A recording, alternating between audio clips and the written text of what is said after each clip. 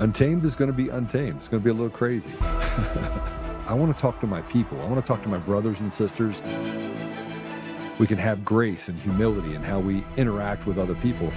Oh, hot dog, look at you. And nobody talked about what's really happening.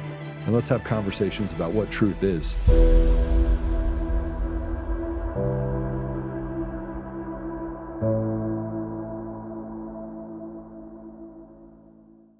Welcome back. I'm going to start the show with a little bit of something different because I've talked a little bit about the people in Colorado that are running for governor, and I've got 9 days left until I make a decision on whether or not I will enter the race as governor of Colorado. And I got a phone call from someone that says, Joe, put on a suit.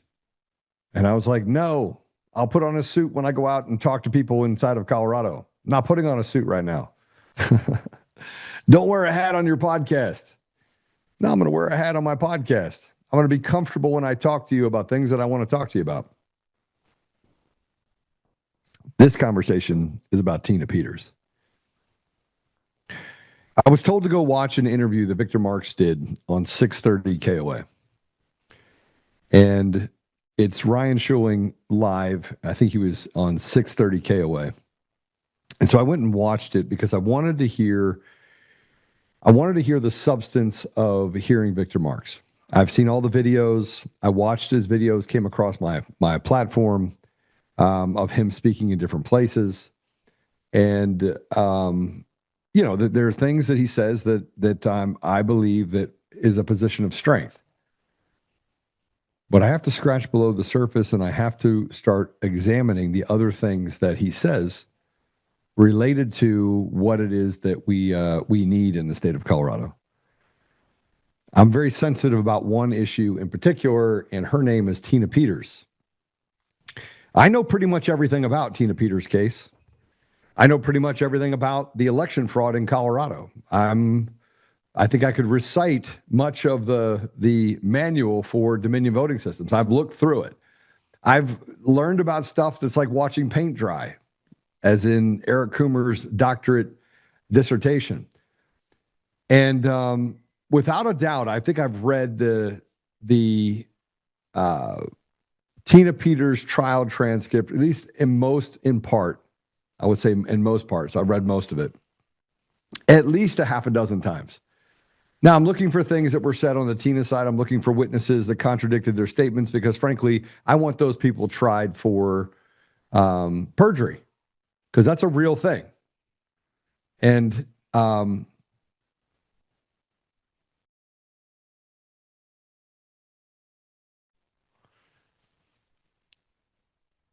so I know a lot about it. Now, I do know that you have Heidi Ganahl that's a part of Victor Marx's campaign, and you have all of these people who are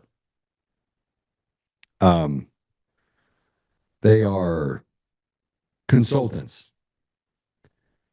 But Victor was asked a simple question about Tina Peters, and I want to play for you what he said. And this is the problem that I have with politicians who tell me they're not a politician. I'm pretty upset over this.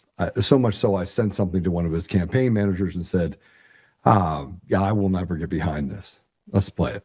The poorly run state of Colorado with a governor who's incompetent, and frankly with a governor that won't allow our wonderful Tina to come out of a jail, in a high-intensity jail, because she caught people cheating on an election, and they said she was cheating. She wasn't cheating.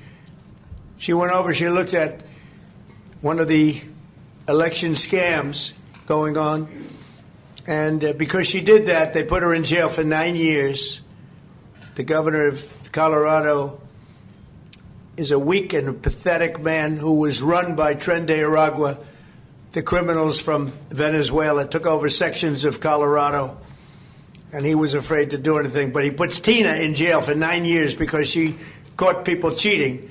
And when she walked over and got involved in it, they said she was cheating. She wasn't cheating. She caught people cheating on the election, 2020. along with a lot of other people that cheated on that election. You'll see that coming out more and more. President Trump on Tina Peters, the Mesa County clerk who is currently serving time for her participation in Dominion voting systems and opening up those machines for people that did not have authorization. She was prosecuted. She was convicted. Donald Trump issues a federal pardon, but that does not hold any weight over a state charge that Tina Peters faces. So he took on Governor Polis right there. And joining us now, a candidate to replace Jared Polis, Republican Victor Marks. Victor, your comments on what you heard from the president there. Well, you always kind of know where Donald Trump stands. That's true. He's not shy on his passion. I appreciate him caring for an elderly woman who I do believe the sentencing has been horrific. I'm only in this 2.5 months. I'm not the subject matter expert. I wasn't in part of the trial, but I do know this by speaking to people from Mesa County who were involved and impacted. She was tried by, jury of her peers. Mm-hmm. They found her guilty. That I don't take issue with because I wasn't part of any of that. What I do take issue with is the sentencing. Yeah. I mean, 9 years. Look, my daughter was recently assaulted, broad daylight in Briargate. She came to me yesterday, getting off the phone with the district attorney in tears. She said, "Dad, it's 3 felony counts against him and a misdemeanor because my daughter stepping up caused other women to come forward, young girls who had been attacked by this." I mean, his record is horrible. He's a registered sex offender. He's a professional predator. And the most he's going to get now, they're saying, is like 3 years, but then time served. Maybe he'll be out in 9 months. My daughter's in tears. So why would this guy get such a minimum sentencing? And then Tina Peters, a nonviolent offender, first-time elderly woman, get 9 years. So my commitment to this is day one of Governor, I'll commute her sentence. Right. I'll not pardon it because that means she never committed a crime. I'm not going to go against that, but I'll commute. She should be set free. She deserves to be set free. This is ridiculous. I think Polis and the Democrats weaponized her case, this system, to make an example out of her. There's no justice in 9 years. Sorry, I was actually texting with the campaign manager for Victor Marks just now. So that was Victor Marks talking to Ryan. He was filling in on 630 KOA. I listened to the whole thing, and there are convenient truths. There are things that you leave out. Now, I haven't made a decision yet on whether or not I'm going to run for governor. I mean, the big thing for me is, can someone actually say the right thing? Can someone say the right thing? Can someone do the right thing? Can someone make a decision to do the right thing?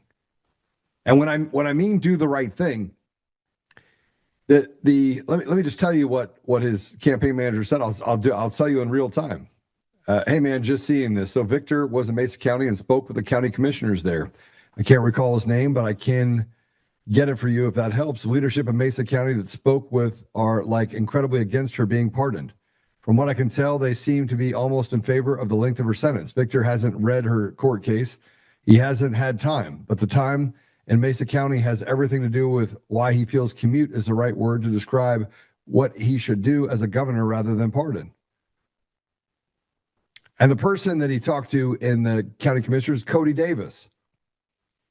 Cody Fairweather Davis, the guy that frankly is just a wolf in sheep's clothing, a piece of garbage, a well-known piece of garbage.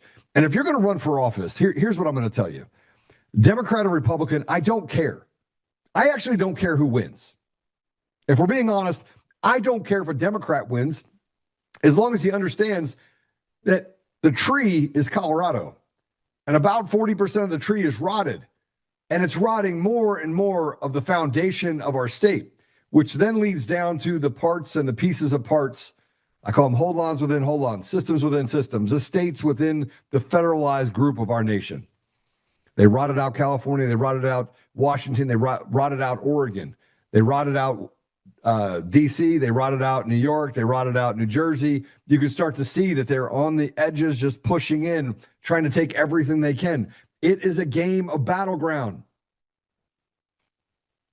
And when you make a determination that she was tried from a jury of their peers, and you work against the better interest of every known truth, not narrative, not the Cody Davises of the world, but truth.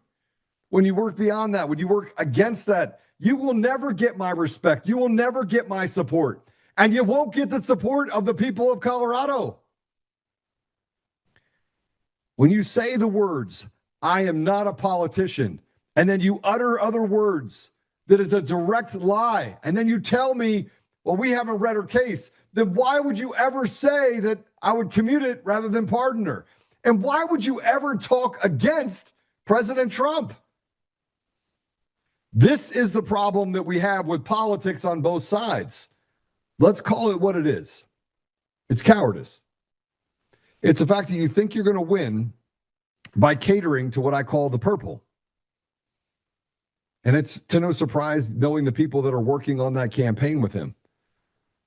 But when I went out to meet with Victor Marx, I had hopes that it would be different. I met with Scott Bottoms.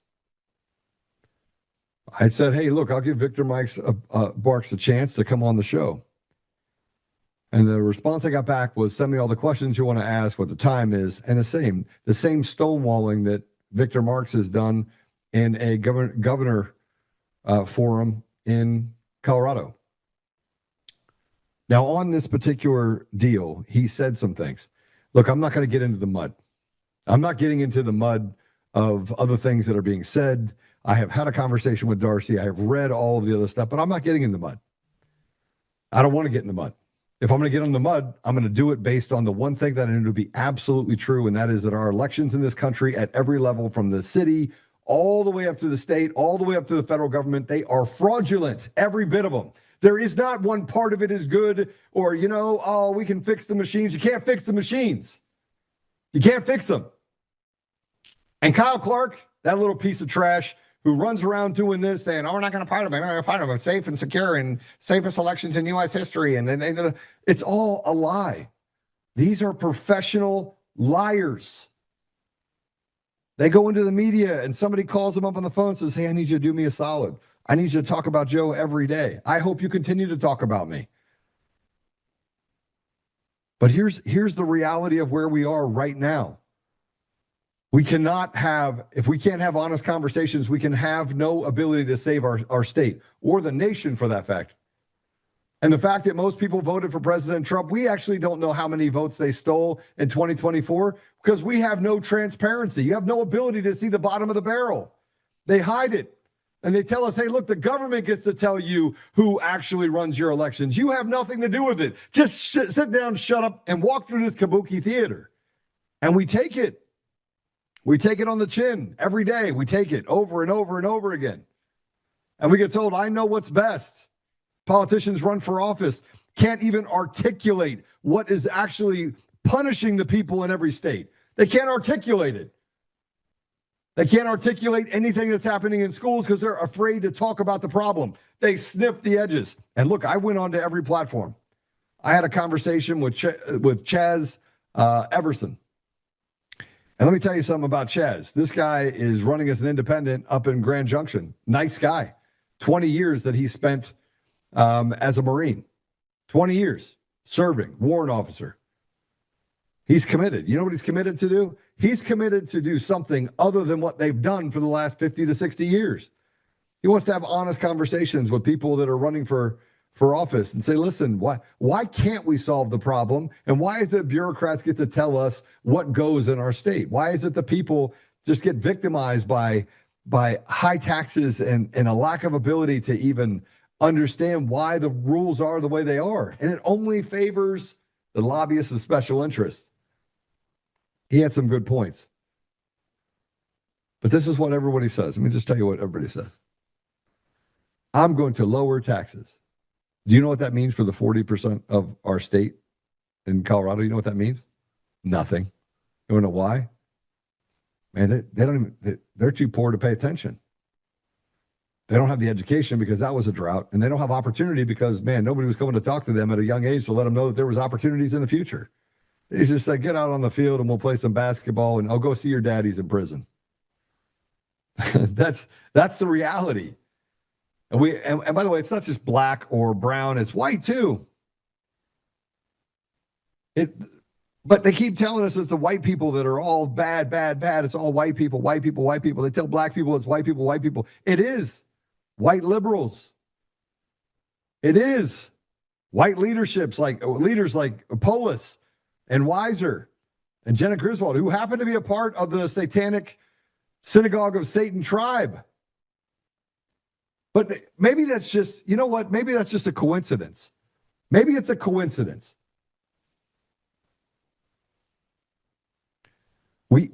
I am disgusted by the responses that Victor Marx gave.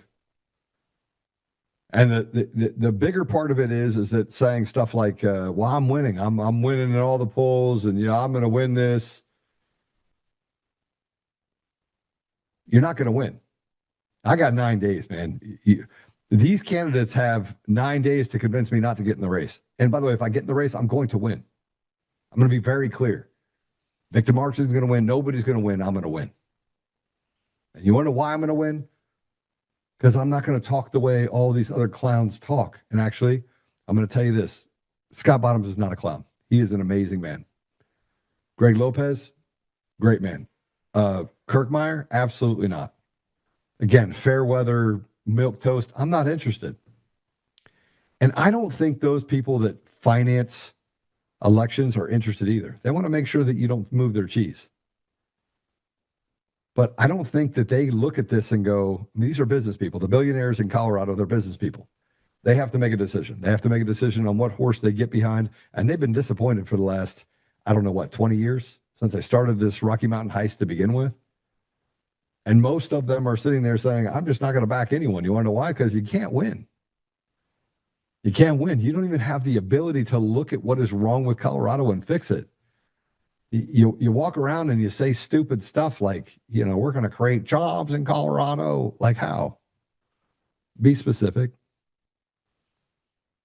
On the left, they're too busy talking about the Green New Deal and how to get rid of stuff, and we're going to save you because the planet needs to be saved. How about the people need to be saved? How about the children need to not be groomed? How about mental health and going to school and not having to feel like somebody's going to shoot you when you walk in the door? But we can't solve that problem either because we're not willing to put people in positions of trust and authority at that school so that if someone comes in that's diabolical, you just put them down like a dog. Nobody wants to talk about strength through consequences. Now, you can't talk about that either.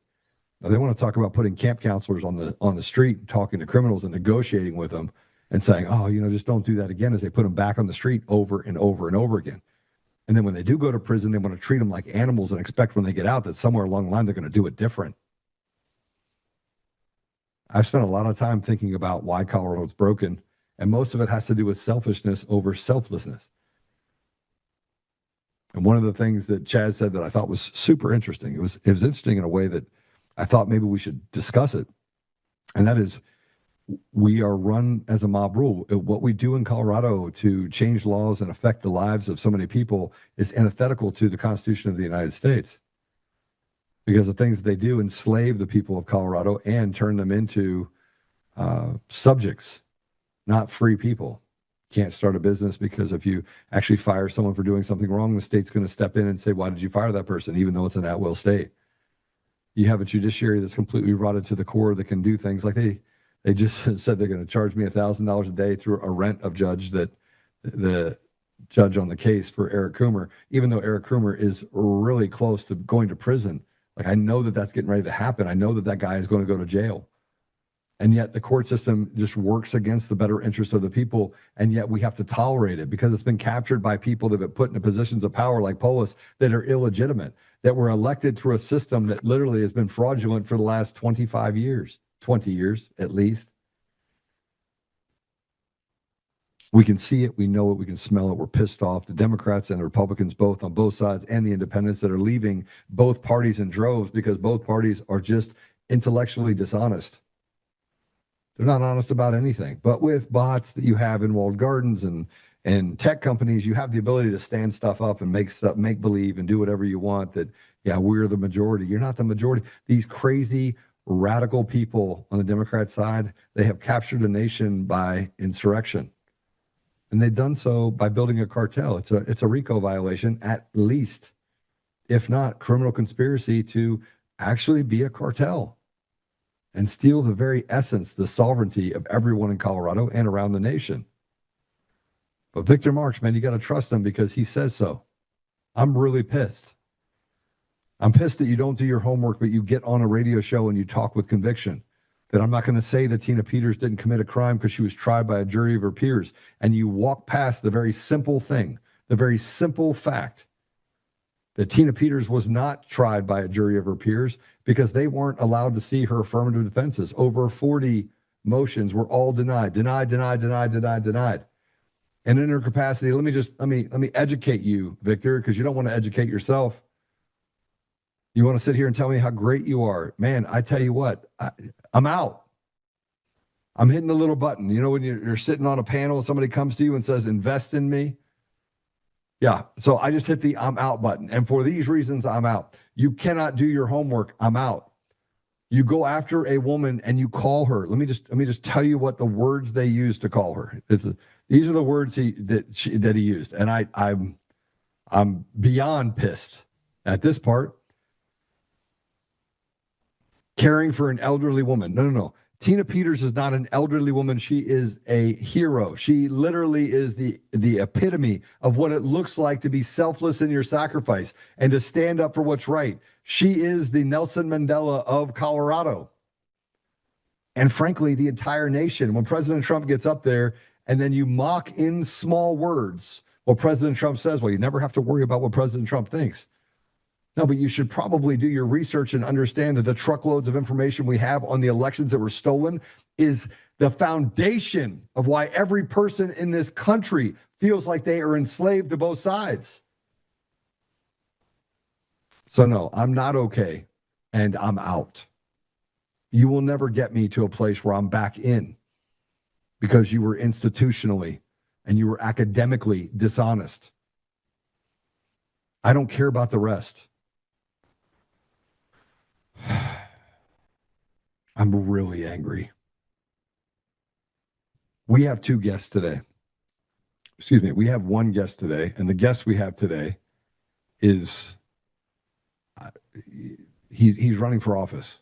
So I'm gonna kind of go through this with you with just a little bit and let you know. But I mean, look, I shouldn't have watched it just before I came on the show. I had plenty of things that I wanted to talk about, none of which had to do with that, but not that I didn't want to talk about Tina, because I do, but the idea that someone could stand and say that somewhere along the line that Tina is anything other than an honorable person, a hero, someone that has done the work, the hard work that most of these people would never do.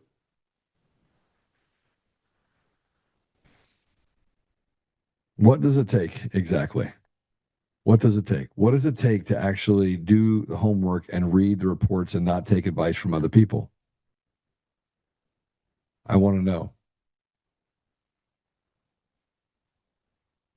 I don't have the thing for today, by the way. Am I missing something? I must be missing something. There's my Google Doc. Let's try it one more time. I'll listen to your comments here in a minute. Right now, I guess we moved to a different one.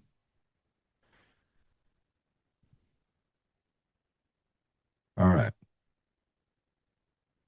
Am I wrong? Does anybody here think I'm wrong? My phone is blowing up with people that are talking to me. Hey, Joe, whoa, I thought Victor Marks was our guy. Yeah. Somebody says my mic is off. Hold on a second here. Let me go over here.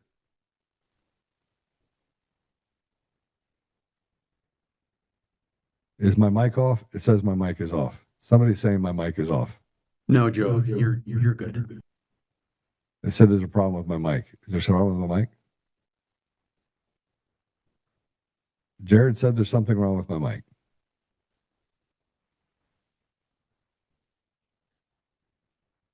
Yeah, it sounds weird. I agree with Jared. My mic sounds weird. There's something wrong with my mic. Do I turn this down a little bit? Test. You were loud and clear. Okay, perfect. Mic is fine here. Got it. Not in Rumble. Got it. All right. Am I wrong?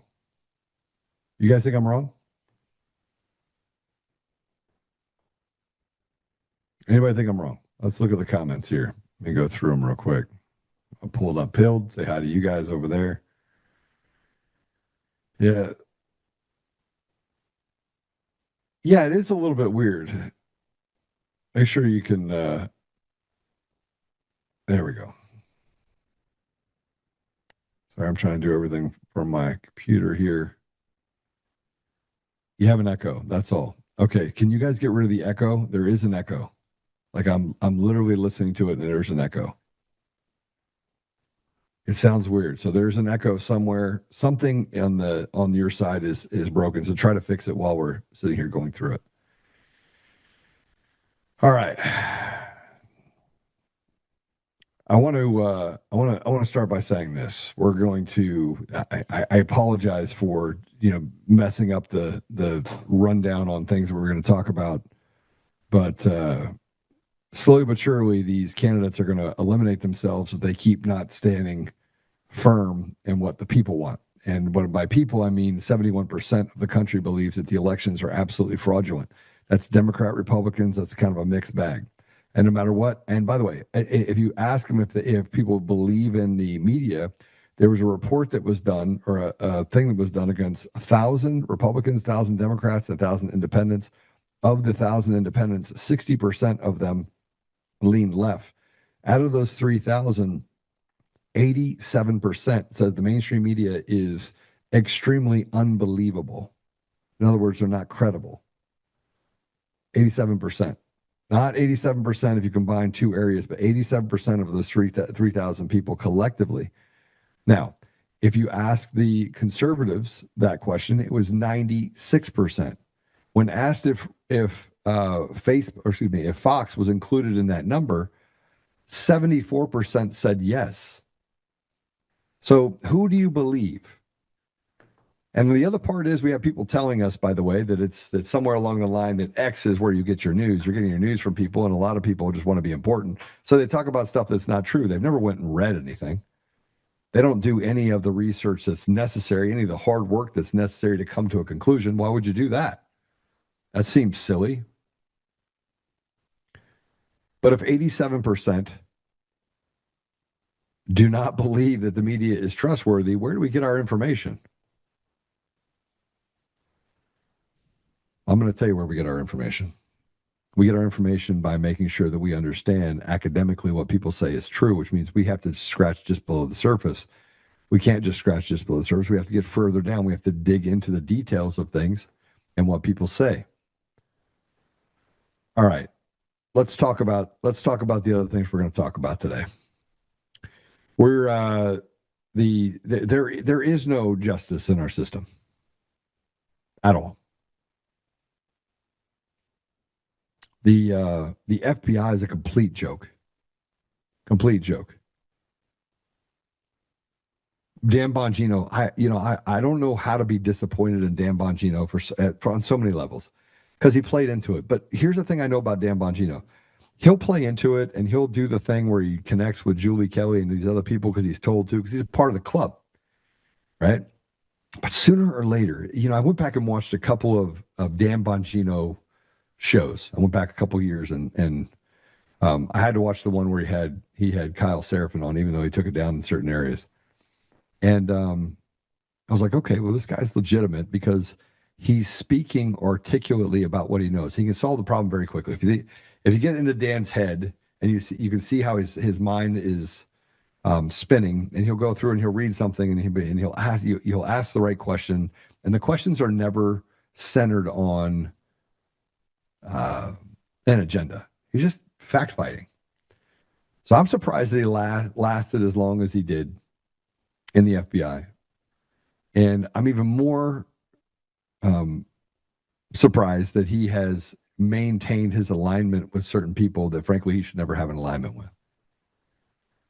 I don't know how you connect with and work for a man that is so irrevocably broken that it's hard.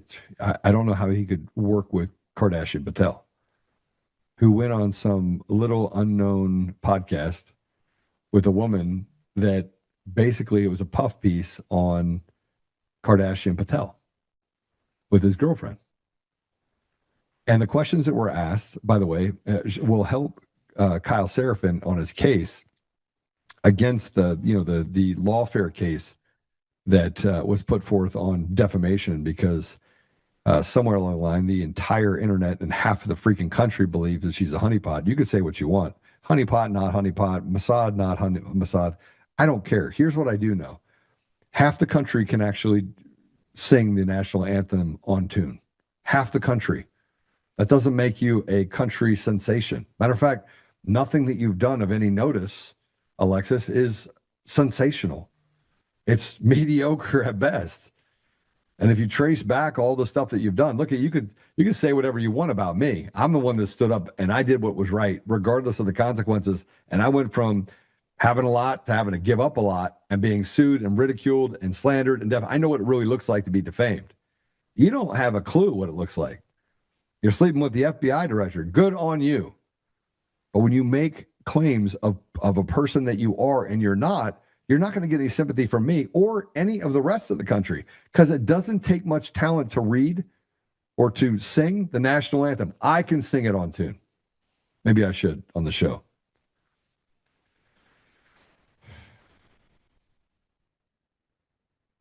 And then we have to talk about Tina Peters, which we talked about yesterday. I'm going to talk about Tina Peters every day and the stolen elections. But after we're done talking about that, we have this clip that I wanted to talk about with Rocky Mountain Voice. And Kyle Clark, oh man, I don't even know where to start with this. We're going to start at the top. And then we're going to have, just so you're wondering, we have Casey that's going to be on, and Casey is going to run for office in Ohio. He's going to run for governor. I think he should. I think he could win. And so I'm really excited about that, because here's a guy that's super strong. Now, is he going to be supported by the power structure? Or it doesn't matter. It depends on how much they can put their claws into. They might. Let's first do this. Put this post up. Let's open it up with this. Laura Logan. She put up a post. And it says, this is Svetlana Lakova. Senator Grassley has consistently released documents, and for that I am grateful. But what's the point of all the information if we don't have the prosecutors to bring the criminals to account? Can the Senate GOP approve some prosecutors? And Laura Logan says no point. In other words, there is no point. To which I said this. This is our problem. The institutional rot that we have is our problem. There is no justice to be done for the American people. And then to that, I put up this. We have 4 Republicans buck Mike Johnson to join Hakeem Jeffries' Obamacare push. This is to extend for another 3 years. 3 years, the Obamacare subsidies. And again, I want you to know where most of the subsidies go and most of the money that you put towards healthcare. A whopping 80% or so goes towards administrators. Just imagine that 20% goes to doctors, 80% goes to administrators. If you got rid of the administrators and you just paid the doctors, what more could we get done? But I digress. What I said is traitors, because that's what they are. Betrayal of the American people on display every single day. They steal elections and put Manchurian candidates in positions of power. We are dealing with an insurrection. The people do not make decisions on what is good for them. The clowns do for what is good for them. Oh, and the pharma and healthcare and walled tech gardens, and the outrage should turn to action. I mean, but you know what? I could be wrong. The rot is so deep. It's so deep. And I talked a little bit about Dan before, and I said this. I never understood how Dan stomached the bullshit. This also means Kardashian Patel will be fired and Pam Bondi et al. Is on thin, collapsing ice. And I don't want to play the whole show from Alex Jones, but Alex Jones puts up breaking exclusive: Dan Bongino's staff has quit, his office is empty, and he's set to officially resign within the next 48 hours. Top FBI whistleblowers Tal Serafin breaks down the latest development and makes major news predictions on the future of the FBI, DOJ, and Trump. This is the one on Kash Patel. Can we put that one up? And let me and there's a video on that from Katie Miller. Do you have that video? Yes. Okay, let's play that video. We are so excited to be joined by Kash and his beautiful girlfriend, Alexis. So I just want to clarify, you're not Jewish. I'm not. You're not from Israel. No. So how did we get to, are you a Mossad agent? You know, that's a great question. Where's her ring? Just to clarify, how often has he traveled to see you since January 20th? Has there been one moment where you're like, you can't make this up?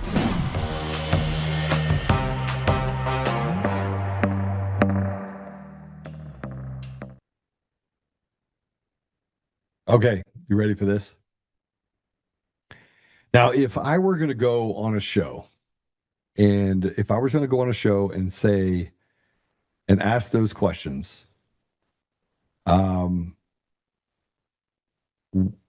you go on a show of Katie Miller? So, by the way, I love Stephen Miller, and I don't actually care Jewish, non-Jewish. What I care about is, are you a good person or not a good person?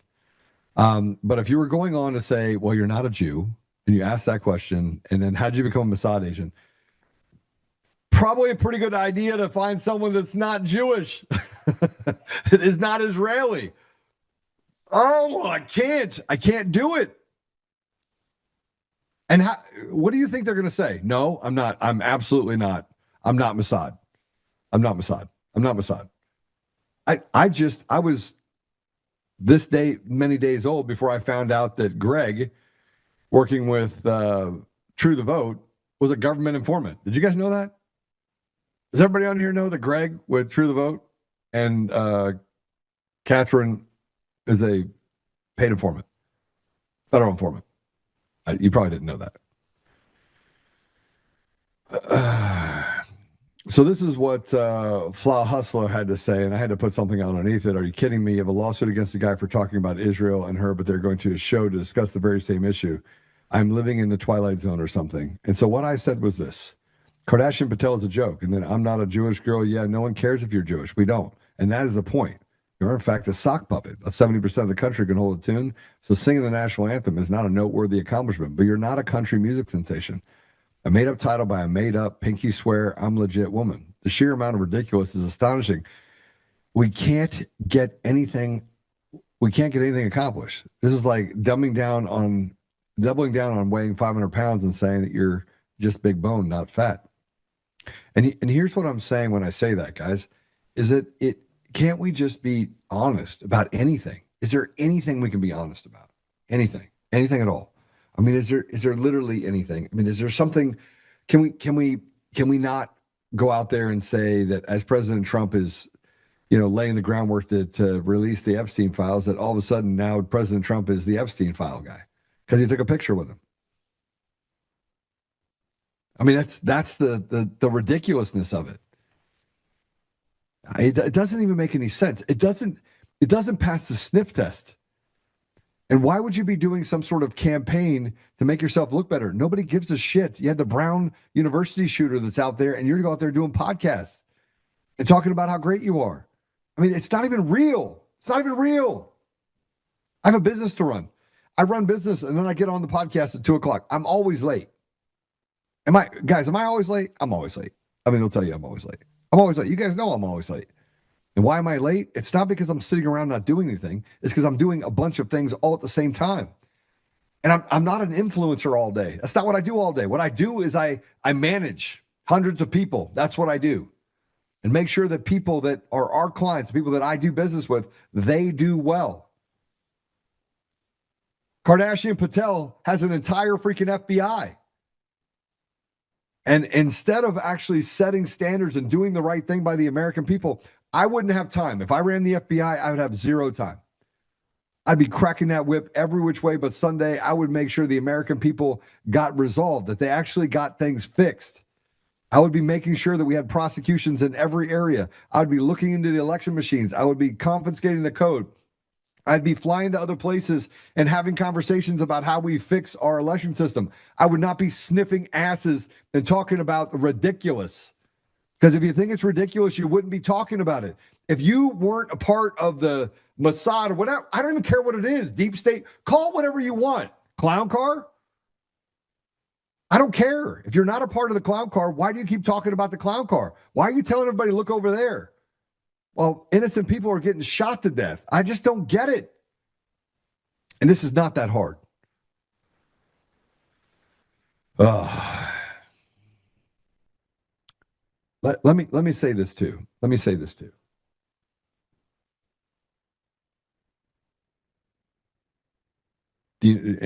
Trent just said this. Do you know where you can find the Tina Peters court case records? I'll read them and tell you my assessment, but I can't find them. Original transcripts don't seem to be online. Well, they are, right? They are. I'll get them for you, Trent. Don't worry. I'll get them for you. But you made a huge mistake, because I don't go back on people that go back on the people that are actually serving time in prison and say that somewhere along the line they're guilty. When you call someone that is not guilty, and you can't do the hard work, I'm out. I'm out. I want to show you this deal. This is a 3-minute video. Maybe Trent, you can watch this. Maybe you can get, Mr. I'm too busy and headed to Florida to go to a debate for the governors. Maybe you can have him watch this 3-minute video, Rocky Mountain Voice, who, by the way, didn't get it right 100%, but got enough of it right that I can give them enough space to say, at least this adequately describes how rotted our judiciary is. Play it. Last week, no story matched the reach or impact of the Tina Peters case. And based on the questions and discussion we've seen in response to our coverage, we wanted to take a moment to clear up some confusion and explain what's really happening and where the case really stands, all in one place. So what started as a local prosecution in Mesa County has now become a national election integrity and civil rights story, and here's why.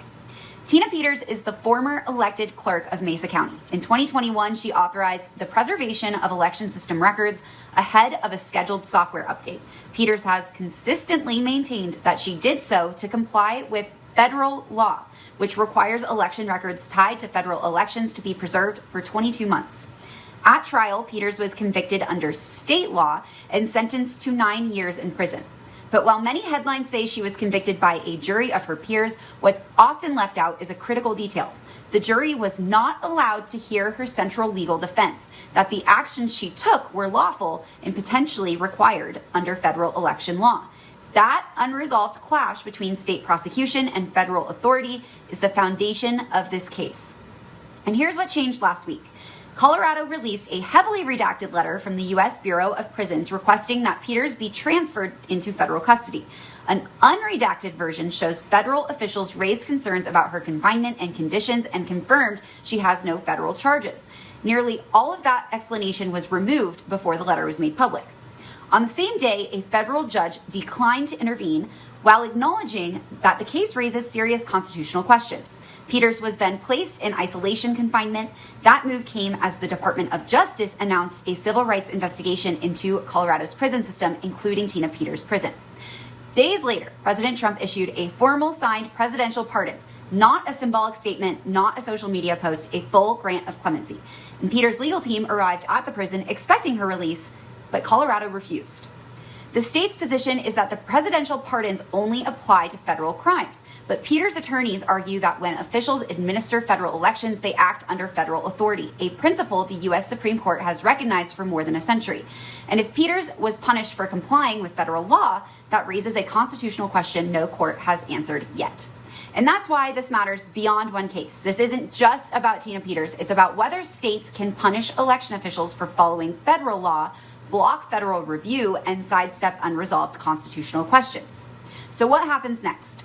Peters' appeal continues. Higher courts may weigh in, possibly even the U.S. Supreme Court, but until then, this case isn't over, and we'll continue explaining it clearly and honestly because you, Colorado, deserve to understand what's happening in your own state. We will keep you posted. Head to RockyMountainVoice.com for multiple articles on this topic and to find more information. We'll see you next time. All right. Does that adequately describe it? I think it does. And I think if you look at the basis behind what is being said, Yeah, she has Pelosi eyebrows. I agree with you. Darn, I thought Joe was always late from sleeping in. I look that bad? Come on, try that. Come on, you're killing me. I didn't think I looked that bad. Maybe I do. All right. So, sorry, somebody asked me to share this. What's up? I'm good. It's good on this side. I think if anything, it's not bad. It's good on that side. Sorry, we were checking the audio on my side on here. Okay. Sorry. It's like having somebody stand over your shoulder. I didn't really know what to say at that point. And then if that wasn't enough to have Victor Marks do that, I want to talk about what Kyle Clark is talking about. Guys, can you do me a favor? Can you bring something up for me real quick? I want to Untamed Nation. It's going to take a little bit of a left turn here. Show prep. Here's this one. So that's Untamed. And then I just want to put this out there so that you understand that there's definitely next with Kyle Clark. Here we go. So Kyle Clark has a nationally syndicated deal, right? He's on this thing called Next with Kyle Clark. He's a superhero. Just ask him, right? We use a tool called Listen Notes in order to figure out who's got what popularity, how many people are listening, downloading on podcasts. And I don't say this because, I mean, if you know anything about me, you know that my idea of being involved in podcasts, I just want to do business. Like I just want to, and one of the reasons why I'm considering running for governor is I get to do business all day long. Like, I mean, if I'm the governor of the state of Colorado, I can fix stuff and I can hire all the people that need opportunities and make sure we fix education. I'll be fixing, I mean, it'll be a fun job for 8 years. I'd get it the second time too. So I become the governor of Colorado. I get in there. The people that are the most vulnerable among us, we're doing great things. We're making sure single moms, we're giving people other alternatives rather than abortion. I'm not going to get rid of abortion in Colorado. You can't, right? I'm not going to just, do I believe in life starts at conception? Yes, I do. 100%. Right. But I also know I've got to get everybody there. So until then, well, why don't we just have other alternatives and say, listen, over here, we have the ability for you to keep your baby and not genocide an entire generation, right? So this is Untamed Nation. You want to look at Untamed Nation? Let's put up Untamed Nation real quick. Untamed Nation on Listen Notes, we have a 59 score, and we're in the top 0.1% of podcasts globally, 0.1%. Now, if you want to compare that to others, go to Listen Notes and put in like Russell Brand, put in other people that we listen to, Laura Loomer, Laura Logan. You can start seeing how wide of a net we put out there, and we have to continue to just run reruns because all the platforms are doing everything they can to hold us down. Now let's put up Kyle Clark. He's a 28 and he's in the top 10%. He's a 28. He's got a nationally syndicated deal. Nobody wants to listen to him. By the way, a 28 is not good. That means nobody listens to you for long. But beyond that, Kyle Clark has a lot to say. And he wanted to go after me and Peter Tickton, and he wanted to go after everyone. They are squealing. The radical left is squealing. Go ahead and play it. Some of Peter's fellow election conspiracy theorists, even her attorney himself, have talked of using force or violence to free Peters or punish the people keeping her in prison. I think violence is probably the only solution at this point. Are you saying that you believe the president should call out the 101st Airborne? They should go to her prison in Colorado and say, hey, boys, the pros from Dover are here, back off. We're taking Tina Peters and we're going to take her today. Do I think that it should be done? For who I am, yeah, I'd love to see that happen. I think all these people should be tried for treason and hung. I think Governor Polis should be hung. Why are we just not getting to the fact where we have military tribunals and 50,000 people that would get rounded up and we can just have a hanging party? Today, Peters soundly rejected the idea of a jailbreak or any violent force against La Vista Prison. And the same day, our Marshal Zellinger went to ask Governor Polis about the safety of corrections workers and other inmates there. And he asked the governor whether he's ever going to bend under the threats and pressure to free President Trump's ally in false claims about election rigging. What have you done to ensure that the state employees and the inmates at La Vista Correctional Facility are safe? Well, first of all, I condemn all violence or any threats of violence that anybody's engaged with in regard to this. Democratic Governor Jared Polis spoke with 9 News for the first time since President Trump signed a pardon for Tina Peters, a pardon that does not erase the state charges that keep her serving her nearly 9-year prison sentence. Have you done anything specifically to that prison hearing threats of force or violence? So our Department of Public Safety monitors online threats. Our prisons are secure by their very nature. It's not easy to break in or break out at our prisons. Has your administration ever negotiated with the Trump administration to trade Tina Peters for something you want? Well, these are requests that would come from us. We do have 11 inmates in federal detention because we've requested it. And usually the reason is they're a danger in the facility. While a legitimate request to transfer an inmate from state to federal custody would come from the state, that was not my question. Have you negotiated with the Trump administration for anything regarding Tina Peters, or have you been a no, she is never leaving state prison from the start? Well, I've seen all the stuff they've put out, of course, but I understand that there's people that are fans of hers. And still no, yes or no? Speaking of fans of Peters, we requested emails sent to Polis about Peters in prison. Out of 286 pages of emails, a little more than half call for Polis to keep Peters in custody. Some want her released and are threatening, like the email that alludes to the FBI taking out Polis. Could be a deer that runs out in front of your kid while they're driving, or a blowout. Either way, it will look natural. And then there's the one from a prison in Fort Worth, supposedly from the Tiger King himself. Swap Tina Peters' freedom for mine, Joe Exotic. Polis did name a scenario where Peters could get out if she's dying. If she is very sick or she has cancer or anything like that, we would look at letting her out on mercy as we would do that for any inmate. As far as I know, she's perfectly healthy and doing fine. She did have cancer in the past. There's many other inmates who have too. Okay, so let me put it in perspective for you. Nobody called for violence other than the violence that's been committed by people like Jared Polis. Jared Polis is a violent man by nature. And if you want to go back to when he actually ran a business and what he did to violently attack a woman inside of his company, he did that. He did that. Nobody else did that but him. And this is what diabolical people do. They'll smile on a camera while doing great harm. The reason why he said he's not having a conversation with President Trump is that he doesn't want to have that conversation on live air. There are so many things that we find ourselves in this place where they make up these things. Like this person said this stuff and it'll look natural and you run out in front of your kid. No, some wacko wrote that email. But here's what they've created in the minds of you. And here's the split.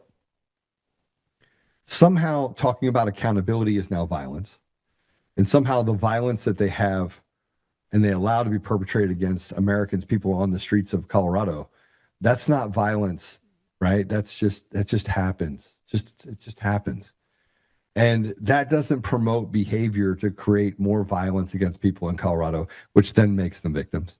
And then letting people out on the street after they've raped or murdered or assaulted someone in Colorado, that's not violence either. That's just the justice system doing what it's supposed to give somebody another chance. See, everything that Jared Polis has done on his side promotes evil and violence. Jared Polis is one of the most evil, diabolical shitbags I have ever met. And I have met him. The problem that we have in the state of Colorado is that we are not allowed to talk about truth. We have to sniff the edges. And every time we talk about truth, someone comes in and says, oh, you know what, today we're not going to let that happen. I want to talk about something else about Kyle Clark. Kyle Clark and the other little diabolical guy, the bald-headed guy, the little stick figure that was interviewing Jared Polis. Both of those people are part of a cartel inside of 9 News that were instrumental in the murder of a hat maker, Lee Keltner. Lee went to a Back the Blue rally in Denver, Colorado. Not only did the police not muzzle the people at the rally, didn't muzzle them at all. Matter of fact, they let crimes be committed against people that were there at the rally to Back the Blue. But as Lee Keltner was leaving, the 9 News newscaster and an unlicensed security guard that they hired followed Lee Keltner, egged him on, just kept egging him on. Went back and forth, banter. And then the security guard got in the face of Lee Keltner. And when he got in the face of Lee Keltner, he then just kept goading Lee Keltner. And when Lee told him to back off and he was in the process of retreating, Matt Doloff shot him in the face, killing him. And then the city and county of Denver, they let Matt Doloff go for that murder.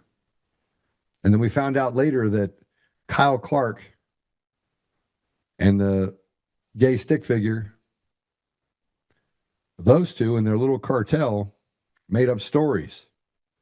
Oh, we didn't know he was unlicensed. But they did. And they quietly settled with Lee Keltner's widow. You have news agencies that are used as like, it's like having a Soros group inside it. It's like an undercover nonprofit. And the reality of it is that Lee Keltner died because they murdered him because he wanted to back the blue. He wanted us to have law and order. We don't have law and order anymore. We have what can only be described as complete lawlessness. I want to put this up here because I think it's important. Tina, I had a conversation with her a couple of days ago, and I told her, I said, don't you worry, we are coming. You are going to get out. We had a whistleblower that showed us pictures of the AC units above the prison. Now, Tina's been coughing like crazy. She has her own pod right now. And so we asked Rock these questions. We put these pictures into the deal. Do we have the pictures? Can we show the pictures? Let's show the first picture. So this is someone inside the prison. These are the AC units above the deal. So they're basically corroded. If you have an air conditioner at your house, you know what these look like. If you own a business or a building, you know what these units are supposed to look like.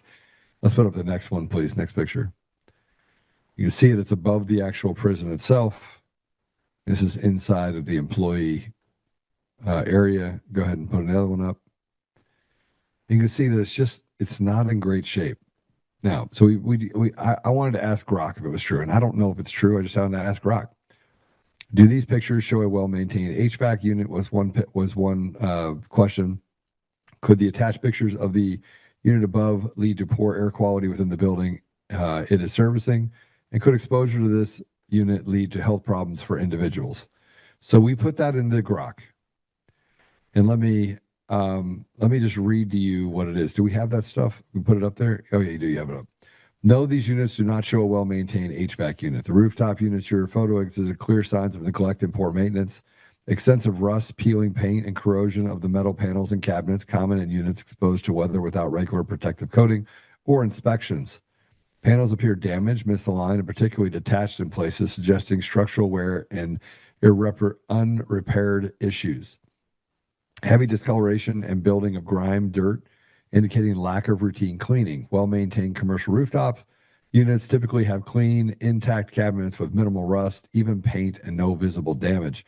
And it showed pictures of what a unit would look like, right? So this is what Grok gave back to us. This is what the units would look like if they were well-maintained on a building, right?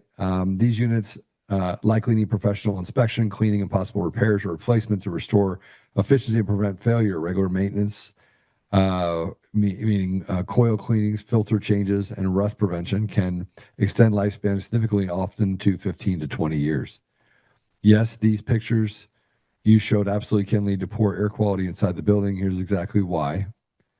Your unit is extremely dirty, rusty, and damaged panels. It creates 3 problems that push bad air straight into the building. And it goes through what you saw in the pictures: heavy rust and peeling, rust particles, and tiny flakes getting sucked into the air intake. And people breathe in the dust, rust dust that causes coughing, Irritated eyes, throat, worse for anyone with asthma. The worst part is hidden inside the units. You cannot see the photos. The evaporator coil are most certainly filthy and wet. Dirty, wet coils is the perfect home for mold and bacteria. Every time the system runs, it pulls over these coils and blows mold spores and bacteria straight into the office, classrooms, hospital area, whatever building this is. That's interesting. They thought that's what it was. Quick action plan. Call your HVAC company and say we need emergency coil cleaning and mold treatments and panel repair on the rooftop units. So this is where I get into, go ahead, take it down. This is where I get into when we talk about, the poorest among us, right? The problems that we have, people that are unforgotten. And that's what the prison system basically creates. But the school to prison pipeline and some of the other things we deal with are a direct correlation to that. Yeah, so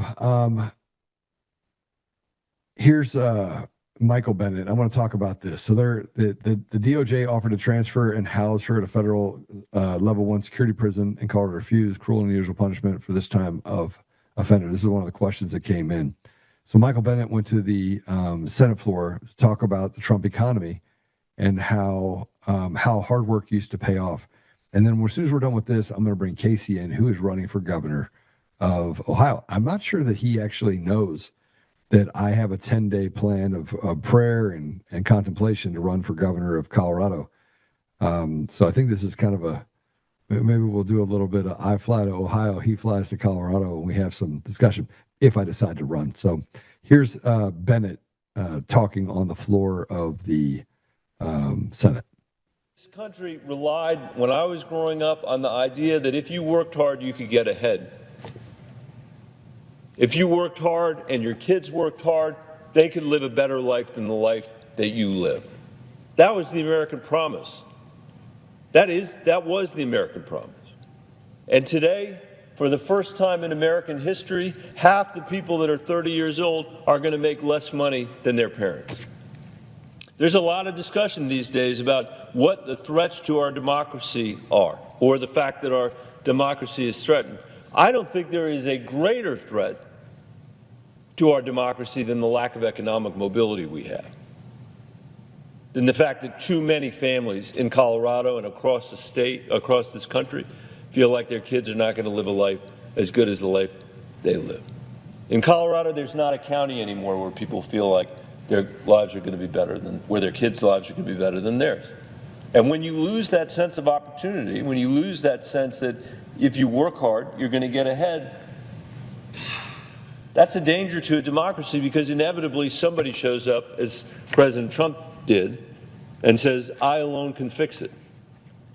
You don't need a democracy. You don't need the rule of law. You don't need this exercise in self-government. I can fix it. You should expect your private sector and your public sector to be hopelessly corrupt, hopelessly bankrupt. And I think we'd be a lot better off trying to figure out how to create an economy that when it grows for everybody, not just the people at the very top. And an economy that when people worked hard, they felt like they knew they'd be able to propel their kids forward. It was an economy that reestablished the American dream for this entire country. We better do that. We better do that if we're going to have any hope of saving this democracy. All right, so let me quickly just give you guys a little bit of a lesson. You can't actually do better than your parents when you tax the shit out of everyone and take all the meat off the bone. You can't do better than your parents when only a third of people are graduating proficient in anything.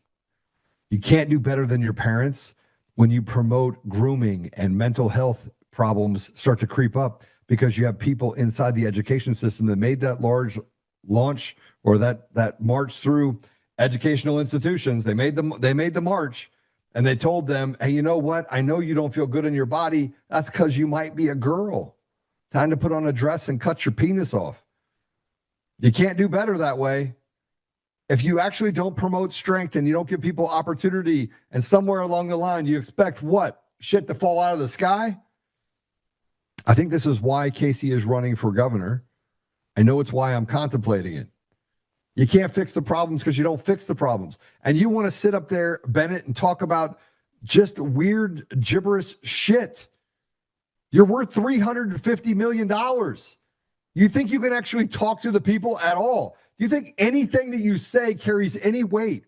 You're talking on a Senate floor where the average person is worth $17 million. Yeah, no, pinky swear. You're making less than your parents. No, you're not. You won't even get rid of insider trading. You won't do things to promote and to help the people in the state of Colorado. You won't let free and fair elections come in. You let the media do whatever they want. You literally hold hostage the people you say you're there to protect. And then you say, sit down, shut up, slave. We got the answers. When you haven't been able to fix shit for the last 60 years, I'm sick and tired of the people that tell me that, oh, we got to do better. And then they give us some superfluous bullshit as if you even know what better looks like. You don't. And it doesn't matter if you're Republican or Democrat. The reason why people are working against the interest of President Trump is because it takes less off the bone for them. It's serve me, do not serve the people. Now, there are inconvenience. It's absurd. So with that said, Casey has been waiting patiently with all of his just absolutely tasty cars sitting behind him, including that 944 Porsche. Casey, welcome to the show, and congratulations on running for governor. Well, thank you. Well, enough is enough. The pain of inaction outweighed the risk of action. Yeah, so are you running as a Republican? Heck yeah, I'm running as a Republican. I've always been one. It's just the party that's gone off the rails. I stayed on them. Literally stayed on the rails with the cars on the rails. Yeah. No pun intended. I like trains too. You know, the things that I talk about is when people talk about what used to be, you can't have the used to be's if you took away every opportunity for it to be. 100%. There's nothing about tomorrow that is objectively better than yesterday anymore. I don't mean that as hyperbolic. I genuinely mean that. That's why I couldn't take it anymore, because I just see the walls all closing in. And our lives right now in America and Ohio is no different than the scene from the first Star Wars where they fell down in the garbage compactor. What do we, it feels like the Twilight Zone, Casey. Why is it that people can't see? I think they are seeing it, but why is it that we can't articulate this in such a way that people can get on board and stop sniffing the asses or sniffing the edges? Well, a couple of reasons. We've had it too good for too long, which creates complacency, makes us comfortable. And that's a difficult. And, you know, I would say since the 90s, look how our horrible toxic food has made everybody, let's be honest, out of shape and unhealthy. Just makes us even more lethargic. The internet is making us addicted. The social media on our phone is making us addicted and foolish, and nobody stands up anymore. Everything that's happened in the last 30 years has been to just push anybody down from leading or doing anything better at all. And my goodness, if you look at the amount of influence that government agencies, three-letter agencies, CIA included, that has had over the American culture and populace since World War II is insane. So, you know, it darn near takes a miracle for somebody to see it and go, and lead. And I think now may be our last and only chance for that, because since COVID, everybody has just woken up so much to the BS going on. And I'm hoping that we've got a last run of it to get things back in order, that people still stand up and make things happen before AI comes in and clamps us down and ruins our life completely. Let's, you know, we had some pretty interesting things that happened that were said over the last couple of days. One of which is that Elon said, you won't need to save money in the future because there won't be any poverty.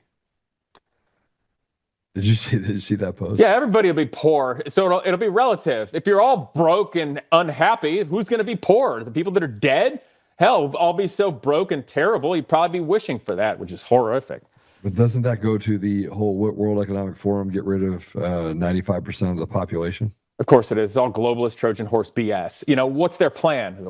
They need to get rid of us all so they can replace us with AI and freaking automaton robots and stuff so they can go explore the stars? Give me a break. Like, what? Okay, what? I'm on a tangent. I know I'm running for governor, so maybe people don't want a tangent. Tangent me, bro. Come on now, tangent me. In parentheses, full mag dump from the hip, okay? In parentheses, metaphorical is what I'm trying to say here. Yeah. So you're saying Operation Overlord? You know what? I'm not actually even familiar with what that is exactly. The Battle of Normandy. We didn't play chess. We walked straight onto that beach and we beat the living shit out of our enemy. That's exactly what has to happen. It's just that, you and I have spoken a lot, obviously, and let's be real. So the things we talk about, we're both Second Amendment guys, okay? Yeah. Like how fast can you draw something from where you're sitting, I'm just saying, like, come on. No? Yeah. Anyway, I can draw quick. Yeah, we're both Second Amendment guys. Why does the Second Amendment exist? But to protect the First Amendment. Yeah, and what is it in there for, and why would we have to protect the First Amendment? Who would we have to protect it from? The government. Yeah, so the Second Amendment exists for the protection of the people, the ultimate fail-safe from the government. And here's what's frightening. We're talking about that a lot nowadays, aren't we? We are. And to be fair, you as well. And I've even been like, how close can I get to the edge, about talking about it. But normal people are talking about it. Attorneys, people in general are saying, God, is this like America in the 1850s? And that's just not good. And I'm not okay with such a thing happening at this moment. And I say it because when I'm doing the nonprofit and trying to build it from nothing, I'm not happy. I'm not going to quit on anything until I've turned over every stone. You know what I mean? And from what I see, Vivek Ramaswamy is a globalist Trojan horse, period. Did you see the op-ed article he wrote in the New York Times that came out today, I think? No, I did not. It's leftist propaganda, so that basically if you don't support him, you are a right-wing nationalist, Nazi, Groyper, sicko. It's all leftist propaganda. Which is this? Which one was this? Vivek wrote an op-ed article that he authored that was in the New York Times. Was it New York Times? Today. Check it out. So what I'm saying is, and I'm all feisty because I was coming around, but like, I'm not okay with things happening or giving up on things until you flip over every stone. So I see what's happening with Vivek, and it's absolutely wrong. No one is standing up to it. So, here I am standing up to it. And God only knows what'll happen. I might end up dead or framed or in jail or lawfare to oblivion because our entire government and legal system is corrupt. I don't know, but maybe there's a shot people will get together and that we can actually stop this onslaught of hell. Vivek Ramaswamy, globalist Trojan horse, tech bro, period. He's just here to help facilitate taking advantage of the entire state, the people, our resources, our water, our environment, everything, to the tune of hundreds of millions of billions of trillions of dollars to tech bros and stuff. That's it. That's what I see. And I'm sorry, Amy Acton, she seems nice enough, but give me a break. She was part of locking down Ohio during COVID. And this is a woman who was the health director of Ohio, and she resigned because she was afraid she'd get too much pressure to do something she didn't want to do, so she quit. And we're going to put her in charge of the Air National Guard, including a fleet of F-16s too? A woman who quit because she was pressured? Or a globalist Trojan horse? Are you kidding me? Like, this is the only way. Like, it was never on my life bingo card to be like, I'm running for governor, but no one else is doing it. And, look, if I see a shooting going on, a mass shooting, and no one's doing anything, and I'm behind the guy that's doing the shooting, I'm going to tackle the guy, and I might get shot doing it. But no, I'm going to shoot him because I'm going to have a gun. Well, if I'm not carrying, Yeah, that's never happening. So let me just say, between 0 and never is when I'm usually. I beat you to the draw this time. I'm in a fortress right now. I'm okay, fair. Fully protected. Yeah. So fair. I will tell you that I'm not that far from a weapon in another room. I got to tell you this just to be funny. I went through a metal detector into somebody invited me to like a golf match type thing, a metal detector. And the guy says to me, he's like, do you have any weapons on you? I'm just like, just these. Like, anyway. And did you pull them out or you just pull up your shirt? No, those metal detectors are such BS. It's such theater. It is. And it's really sad because people go through it like, this makes me feel safe. And I'm like, really? Because I could sneak anything through my shoes if I wanted to. Well, what's really funny is that I went to this place called Casa Bonita. Yes. And in Colorado, it's like a thing. It's, by the way, food's still shit, and they drive off a little platform, and it's really bad. But I mean, it's why'd you go there? It's like riding the teacup deal in Disney World, like the teacups that go around, right? It's Small just, world. it's not that it's not that fun. And so, but I walked in, they have metal detectors, make it look like it's some sort of like grand thing. You go there and eat, like it's a restaurant, right? And so I have these metal detectors where you can't go in and eat. And they're like, yeah. And so I walk through. Oh, you? They go, you're not allowed to have, do you have any weapons on you? I was like, not that you're going to take off me. I came here to eat. Right. And they're like, we're not allowed to have any guns in there. So I walked to the car, walked right back with my gun still on. And they said, yeah, take it to the car. So they told me that I could come back through the other part that's already past the metal detectors. So I was like, I'm going to see if these guys are actually that good. Right. Turns out they weren't. Right. I walked to the car, opened the door, shut the door, act like I had my keys. They could see me from there. My keys. Okay. I got my keys, walked back. She opens a little deal, and I walk right in past the metal detectors. Dude, like, these people are retarded. I know. I'll give you an example. Where were we? I don't know if it was the zoo, maybe something like that. So my wife and I went with the little one, and so I go through the metal detector, and nothing. My wife goes, and the baby stroller that we had, right? It's metal, it's aluminum. There's a lot of metal. It'll go off. So I walk through, it goes boo, or whatever. It goes go around, and I'm like walking through, and it doesn't, and nothing beeps. And I walk through, and we're walking right by the guys. He's waving. I'm like, do you realize the amount of handguns and ordnance I can hide in this baby stroller? He's like, I can see it. No, you didn't. I'm like, okay. What did he say at that point? He said, let me check that shit again. No, he didn't. He just let it go. Yeah, it's crazy. You know, and here's the other part. If I was a nefarious person, I can build a plastic gun. Yeah, I know. You would never know, right? Yeah, I don't even. High tension plastics with a bullet that, I mean, it does not actually tell you that you have gunpowder, right? And the primer's not big enough for it to go off. I mean, it doesn't make any sense. Doesn't make sense. Just let me carry my gun. If somebody goes off and pops off and does something wrong, I'm gonna hurt. It's like military guys say, everything's fake and gay. Everything's fake and gay. It's true. It's true. So we're having a good time, and I'm just kind of shooting from the hip right now because I always do that on your show because you're good and fun. But maybe I should be wearing a suit and perhaps even doing this interview in my bare feet. Did you and that watch would make my me a first more. part? What's Did that? you watch my first part where I was like, I didn't somebody get to see called it. me and said, if you're gonna run for Governor Joe, you need to put a suit on. You need to take that hat off. And I was like, no, I'm going to talk to you the way I'm going to talk to you, and I'll put a suit on when I go visit people. But yeah, no, I'm a regular guy. That's the whole point. I can tell you one way I'm better than Vivek Ramaswamy. I know 1,000 ways you're better. Yeah, but this one's fun. Okay, which one? My hairline's good for an extra 10 knots top speed. My great uncle told me that he flew F-4 Phantoms in Vietnam, and I know F-4 Phantoms are closed cockpit aircraft, but and that doesn't make sense. But I figure that's true. Yeah, so I got less parasitic drag. Vivek can't beat me on top speed. I got to tell you, Vivek started out very articulate, said a lot of things, and I was like, okay, let's watch him. And then I started checking into his dealings with the big pharma and how he made money very quickly. It's almost like it was manufactured. And I look at what the CIA does, and I'm like, manufactured. Dude. Well, and let's look at England, right? How many people that aren't English are basically infiltrating the government? And then look at what's happened to England. How is Vivek any different? How is he not a manufactured person to come in and destroy the Republican Party so he can write op-ed pieces and saying, hey, if you don't like Vivek, you're clearly racist. It's like, whoa, we don't like Vivek because he has no businesses in Ohio. He's done no philanthropy in Ohio. He's never done anything for anybody despite being worth $2 billion. I have done literally nothing. Anybody who's ever done anything for anybody else in your community has done more than Vivek. It's a joke. It's a joke.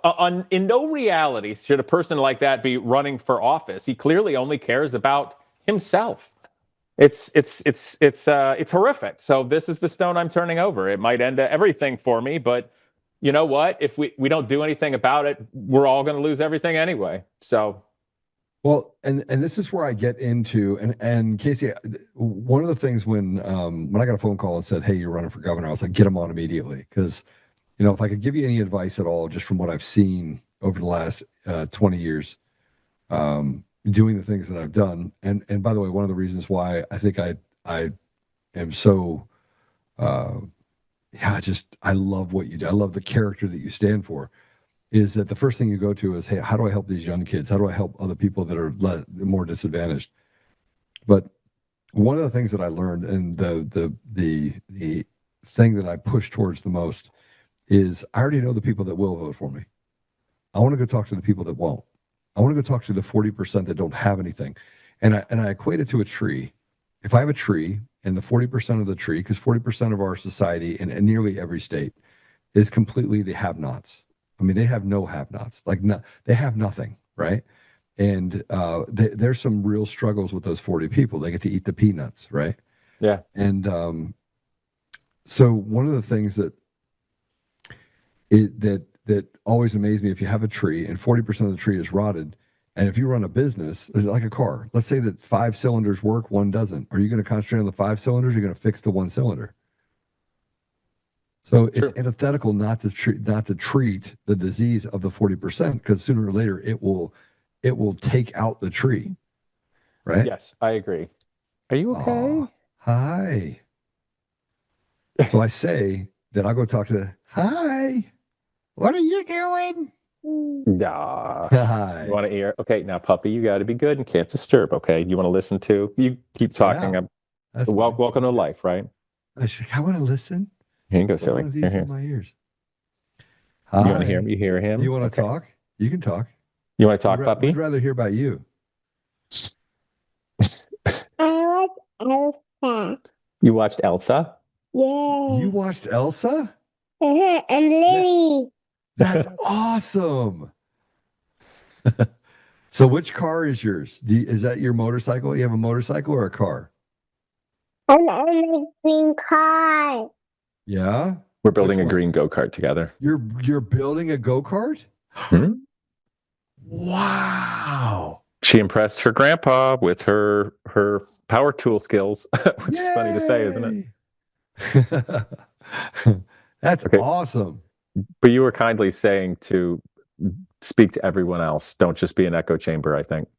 I think you have to get away from the echo chamber, right? We have to look. I came from that. Mm-hmm. I came from the people that are invisible, right? I remember going to this hotel, and it was in DC, and I don't remember the circumstance behind it, but I had to go to the bathroom, and I walked inside, and the guy that was inside was the manager, and I was like, "Yeah, I need to use the bathroom," and he called me pond scum. Pond scum? Told me to get out. Why is that? I was just a poor kid in DC. Oh, right, and it was a nice hotel. But I remember how it made me feel, and I was defiant. I went outside and I literally pissed on the building. Right? Sorry, I just said that in front of your. No, it's okay. She has occasionally heard some colorful language. Yeah. So I went back. I went back probably 12 years later. Yes. And I booked the hotel. And I walked in, and the guy that was running the hotel was the same one that called me pond scum. But now, really? Now I had arrived. Wow. Right? And I remember him so clearly. And I walked in, and my whole thing is that I had arrived. Yes. Because now I could stay at the hotel that called me pond scum, like F off, right? Funny how that is. But when I went in, I looked at him and I said, "Do you remember me?" He said, "No, I don't remember you at all." And I was like, I was the kid that you told. Alice, this is not acceptable, sweet girl. Daddy's talking to someone. I was the kid that you called. So you went in, and the pond scum man was there. And I said, "Do you remember me?" He said, obviously he didn't, right? I mean, I was like 11 years old at the time or something. And I said, "Do you remember me?" He said, "No." And I was like, "I was the kid that you called pond scum when I was a little kid." And I said, "Yeah, I can't stay here." And he looked at me and he apologized to me. But did he? To me, at least he apologized. That's right? pretty correct. Alice, listen here. I'm sorry. I have a fidgety one. Will you be so kind as to fill the air, and I will happily come back in one moment. Absolutely. Sounds good. Thank you, Coach. I'm coming right back. Forgive me. That's all right.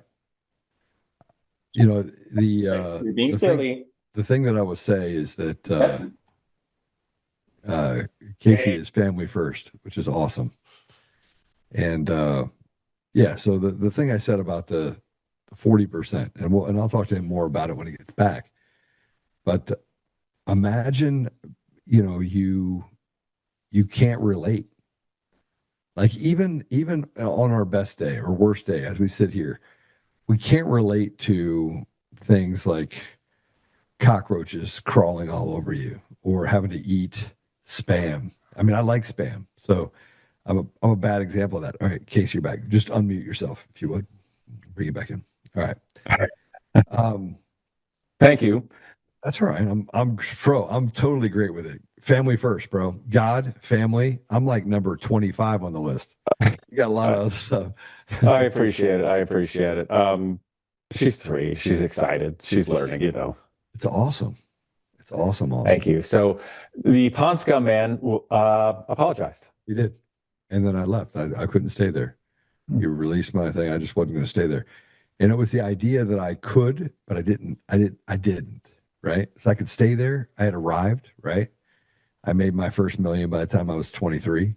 Wow. And, I remember walking, I thought I was the king of everything. Right. And then I didn't stay there.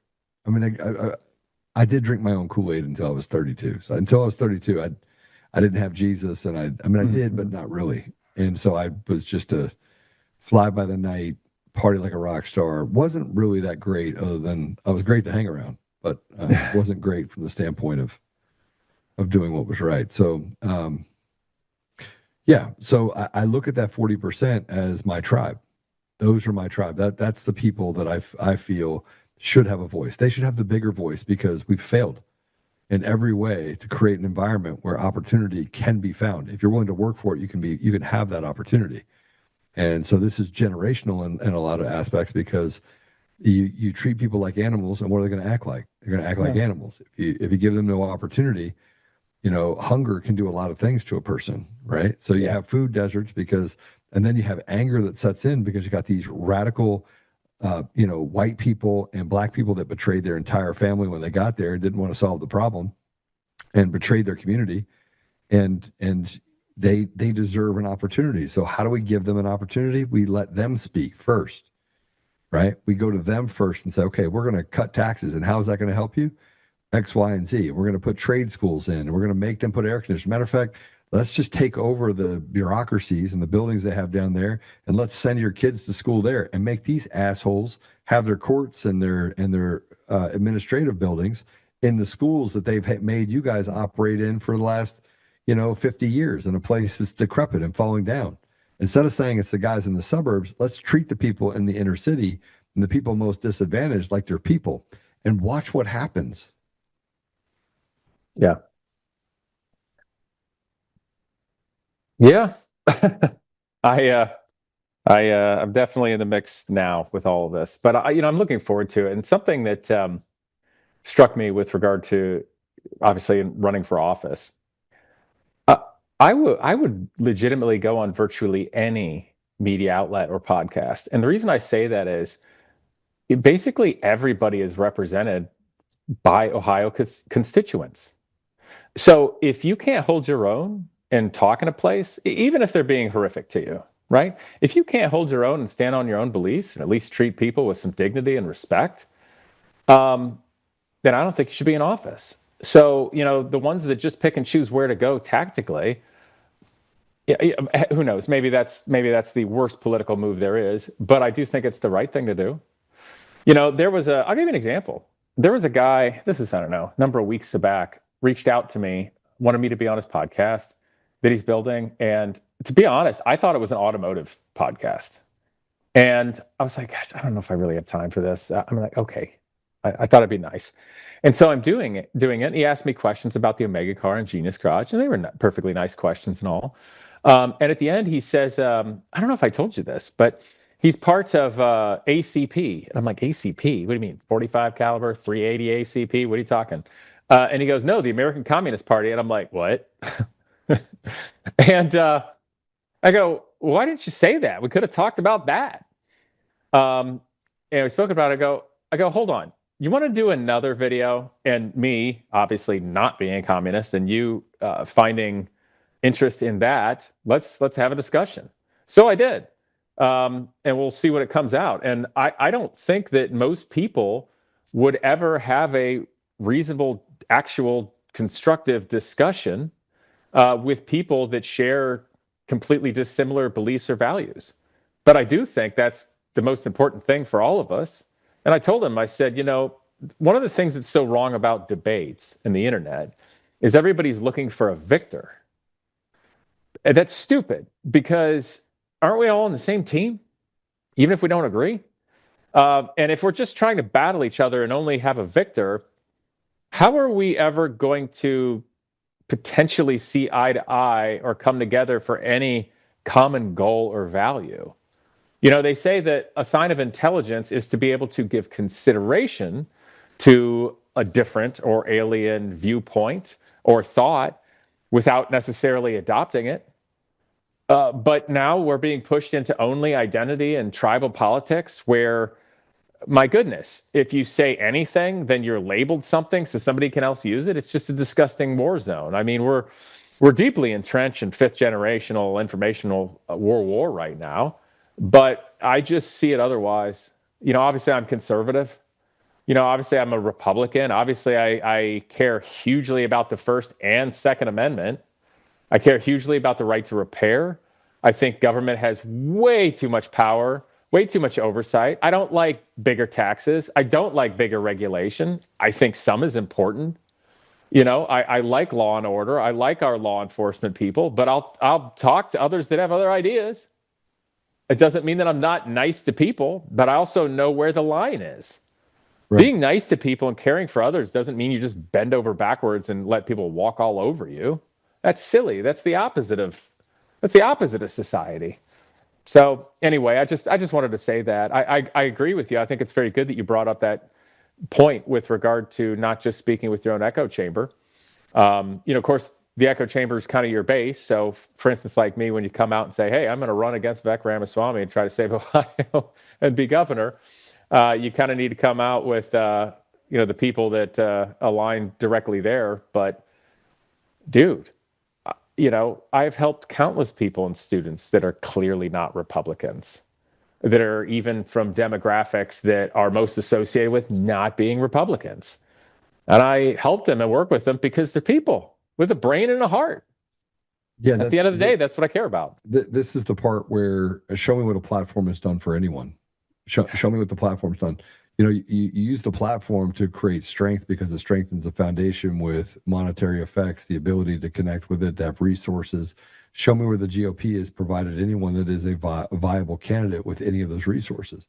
It's pushed down. It's almost like we push down the opportunity for churches to take care of people in their community and giving it to the government. Same thing can be said for what we're doing for elected leadership at every level. We walk past what we know to be concrete facts, and then we let people say things that are lies in hopes that it will ingratiate ourselves with one group of people that is using that chaos in order to create success. So, I mean, I'm disenfranchised with what the 60% haves have, because they're going to vote for you anyway, right? Just go talk to the have-nots, and you know what's going to happen. Here's what's going to happen. The groundswell will happen. You will start to see a repair of trust because they get a seat at the table. You give somebody a seat at the table, it's a powerful thing. But you also set the ground rules. Like, listen, I'm going to give you a seat at the table. We're going to change some things and move some stuff around. It might not save you. It might not. It might only save your offspring. It might only save your children. You might be too far gone. I might not be able to create enough opportunity because you're 50 years old and you read at a 5th grade reading level. I don't know how much more I can do for you. I can give you more classes. I can put stuff in front of you, but here's the reality. You got 4 kids. Those kids are dumber than rocks because they've let the system actually brainwash them and take away opportunity to learn how to read. I'm going to give them opportunity. Does that fulfill your obligation to your children and to your future generation? 99.99% of the people out there, I don't care what level you're at. If you can give up and sacrifice yourself, or at least know that you're not getting something, but your children are, you'll give it up. Yeah, it's true. It's true. I just can't turn away. I just can't look away, All right. So what's the plan? What's the plan? You have a career as an engineer, a racer, an educator. You built cool shit, Batmobiles, I'm just a car guy that had dreams and wanted to find a way to achieve them. And when I saw things were broken, I wanted to fix them. And that's can mean a car, or it could simply mean the educational system or my community. I think there's a philosopher, I think it was Kant, Kant, Yeah. where there's a line I had seen once. It said something like, if you have the power to do good where there is not, you're morally obligated to, which is kind of good. It kind of hits home, but in a sense, that's almost like you're being forced to. I just have a hard time looking around and seeing something that's glaringly wrong and not doing something about it. And yeah, I'm the guy that if I walk into a store and I'm walking by a rack with some clothes on it, one's crooked, I'll go, eat, and turn it back straight, even if it's not my job. That's just it, man. That's just it. So this is where we get into the meat and potatoes of the things that are bothering the people of Ohio.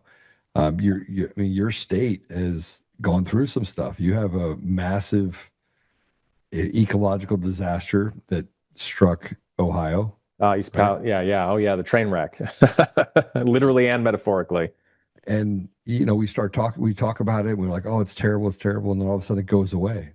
Nobody talks about it. I know. People died. Like it's killing people. It's like the World Trade Centers. A mass number of people who were there for that died of cancer and carcinogens that crept up, created a bunch of disease in their lives, right? So we know that that's coming. I know. It was East Palestine, wasn't it? Yeah, the train wreck. Yeah. I hear Palestine so much nowadays, and when I went to say it for the Ohio town, it sounded strange. When I was a little kid, south of Tiffin, Ohio, I was trying to think, was that around Bucyrus? There was the Kirby tire dump that caught on fire. I'm thinking this is the late 80s or early 90s. Yeah. And for weeks, the black smoke you could see from, oh my God, could you see it from far away? I think it'd take a half hour more to drive there and you could still see it real easy. That was pretty horrific. But what happened with that train derailment, makes the other pale in comparison. And, bad things are going to happen. They're going to happen around the world. But the question is why? Is it negligence? Is it complacency of our leadership over generations in various different administrations? I think it's silly for us to just pin it on one political party or one person, even though that's what we like to try to do. Right. And, with what we're staring down the barrel of data centers, how's that any different? They've all been metaphorically snuck in under the cover of night, so to speak. Everybody's mad about them now because what is there, 100, 200 of them already, more being built because Ohio's super energy dense. We have the Ohio River Valley. We've got Lake Erie. We've got awesome aquifers. We have all the best fresh water in the world to be exploited, and they need it for cooling. They need power. We're going to subsidize the cost through massive electricity bills. Meanwhile, they have tax abatements for 10 or 15 years, which is probably more than the entirety of their useful life. Meanwhile, they're creating no product and no real value back into the community except a small amount of jobs. It's a joke. We're being completely sold out and leveraged.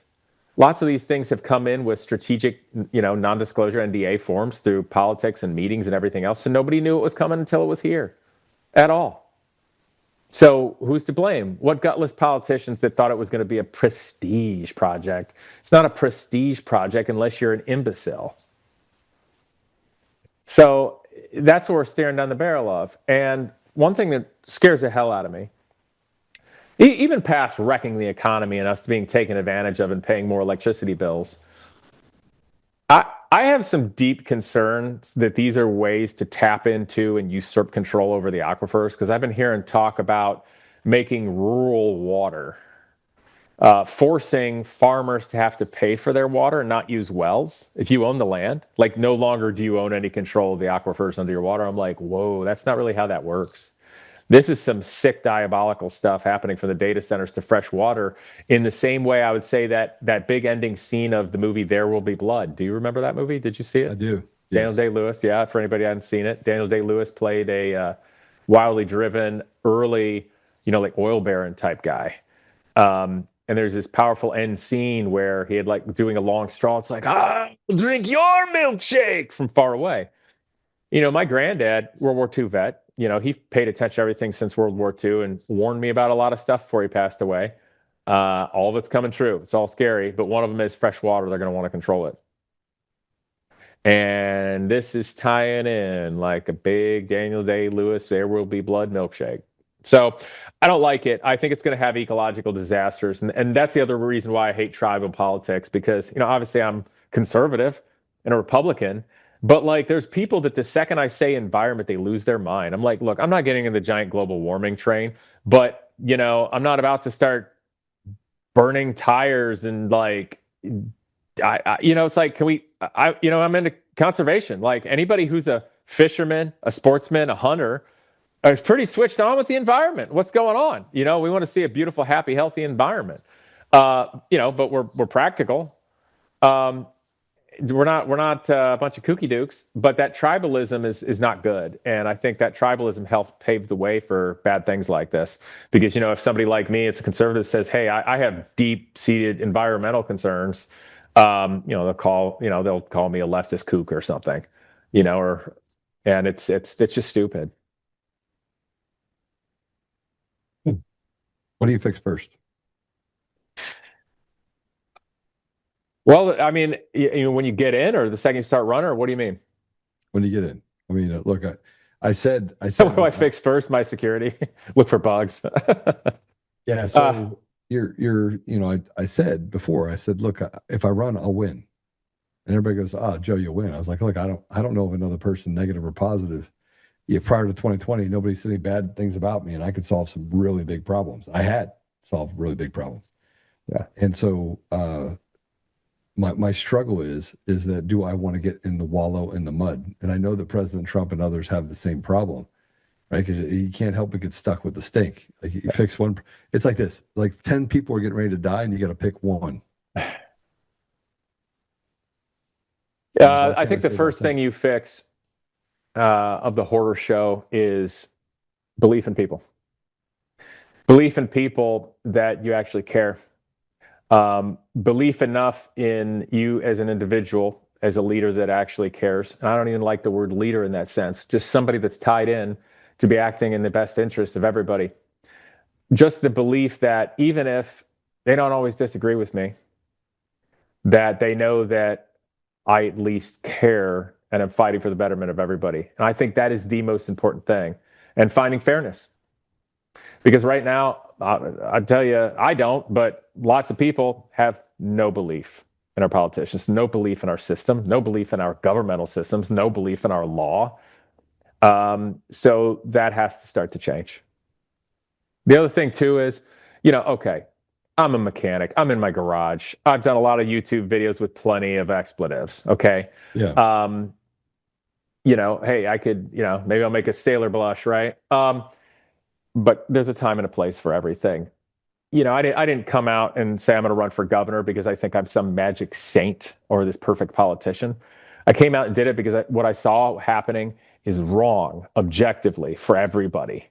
And if we don't stand up and do something about it now, what's the future going to be? A disaster.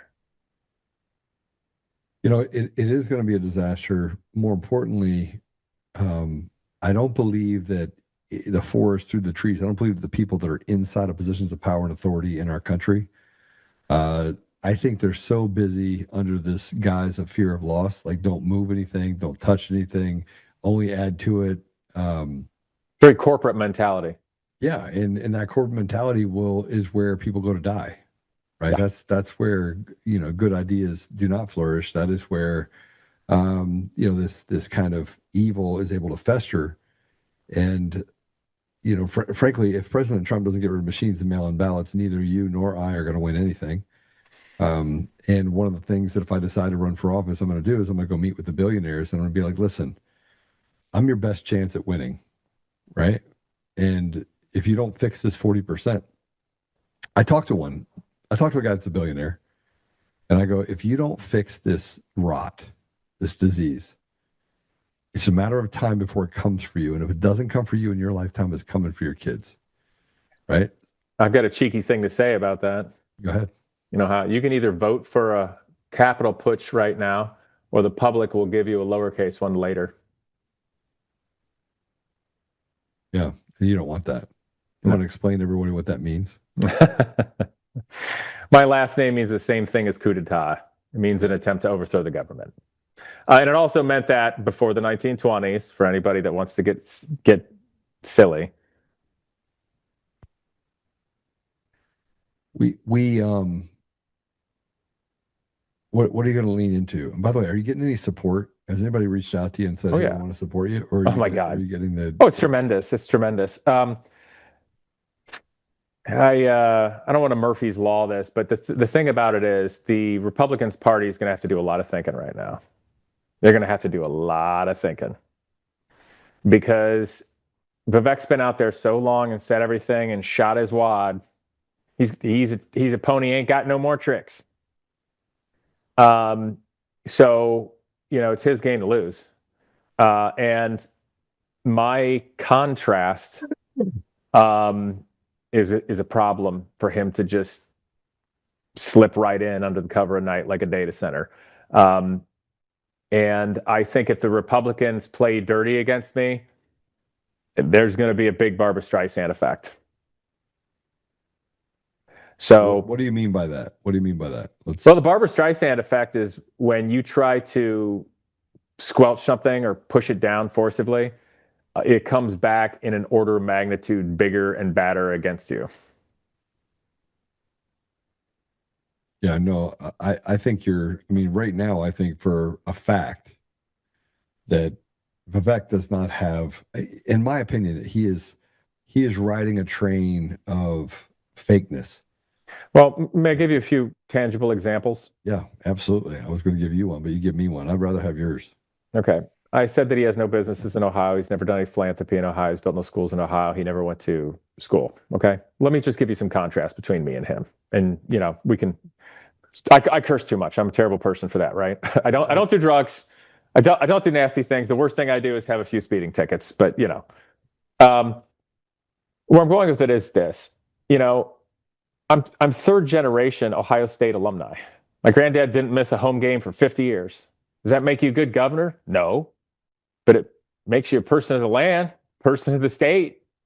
Vivek didn't go to school here. He went to Harvard and Yale. Got a college scholarship from the Soros family. What does that make you appreciate? My dad worked from 6 o'clock in the morning to 10 o'clock at night every damn day of the year that it was sunny out. We didn't get to go on vacations.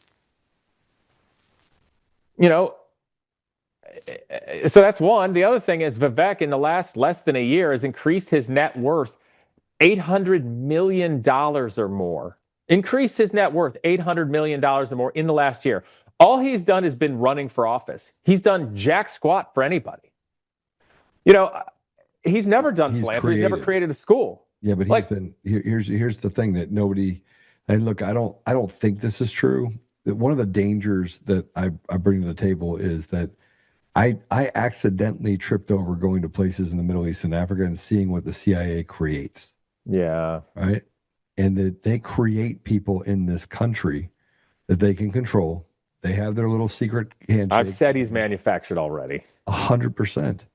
But where I'm going with this is, dude's made $1 billion in the last less than a year. What the heck has he ever done for anybody? I've been killing myself doing a nonprofit, building a school that picks up where the American educational system left off for the last 11 years. He's done nothing. He can go like this and not even feel it and make positive things happen, and never has, ever. If that's not enough alone to tell you everything you need to know, I don't know what is. But it's sick. It's sick. In fact, I don't want to get too feisty because I am passionate about it. It bothers me. I want people to understand the fact that you can have it. It makes me so angry. It's so there's a reason I've been crashing out on my channel before. How can anything not make you this angry? Like doing Genius Garage for the last 11 years? You think that was difficult? You goddamn right it was. I'll get paid. Do you know how much behind I am with my wife and I? Like, ever the thought of being able to retire or anything? It's a miracle we have a house. It's a miracle. The only reason we have a house is we got lucky and bought it 2 seconds before the housing market went up. And it was such a fixer-upper that it was leaking through the roof to the floor of the second floor to the ceiling and getting to the first floor. And I looked at it and said, I can fix this up myself. Meanwhile, old Vivek gets worth another $1 billion and has done jack squat for anybody in the last year, and he wants to run Ohio? Go yourself. In fact, go yourself so hard, we never hear your name again anywhere in America. It's a joke. And so now he's writing op-eds in New York Times and trying to make it so if anybody goes up against him, you're just a racist, like white nationalist, Christian, Nazi, Groiper freak. No, we just have eyes, ears, and a brain and look at you and you think you're a piece of crap and we don't want you here. He's just objectively terrible. I don't even know. And by the way, it's not and people will go, oh, you're just jealous. You wish you could make $800 million. Actually, no, I wish $800 million went towards the people that I've been working on helping for the last 20 years, right? So tell me about it. If I had $800 million, I'd keep enough so I could live and do that. And then I just work full-time building schools and doing something that matters. The only thing money's any good for is just making it so that you hypothetically have more time and maybe you don't have to feel bad if you go out to eat. It's like, oh, crap, I kind of like to get steak, but this is expensive. I'm going to get the pasta. You think Vivek has to do that? Hell no. How many people don't get to go out to eat? How many times, I'm telling you what, how many lunches I've skipped because I'm just like, I don't want to spend the money. That's a car guy thing. It's like, I'll put the money in the tires, but I won't eat as much. That's why I'm skinny. I work. People are like, do you work out? No, I actually work. There's a difference. But no, Vivek's worth an absurd amount of money. He's never done anything for anybody. He's never gonna do anything for anybody, and it's sick. This shows that the United States has become a plutocracy and a kleptocracy because everybody that's big just makes money from stealing it from somewhere else, whether it's legal or not. Well, that just leads me down the same path when you start thinking about the outcome. When I go through the outcome of this election 2026, I'm going to tell you something that you need to know, and I hope it's a part of your platform. Ohio elections are just as fraudulent as they are in Colorado or California. They just hide them more, and so they get to pick and choose who the winners and the losers are. Our society is manufactured, right? And this is the part that dulls my senses. I sit with my family, and I'm like, and my wife will go, "What's wrong?" And I'll look around the room and I was like, some of my family just doesn't know.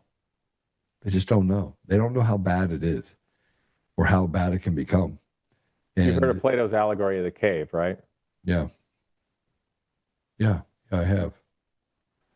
That's the other thing between you and I is that we read a lot because we're a little bit of bookworm, geeky retards. Although I can't fix a car. I mean, I can, but you wouldn't want to drive in it. It's tough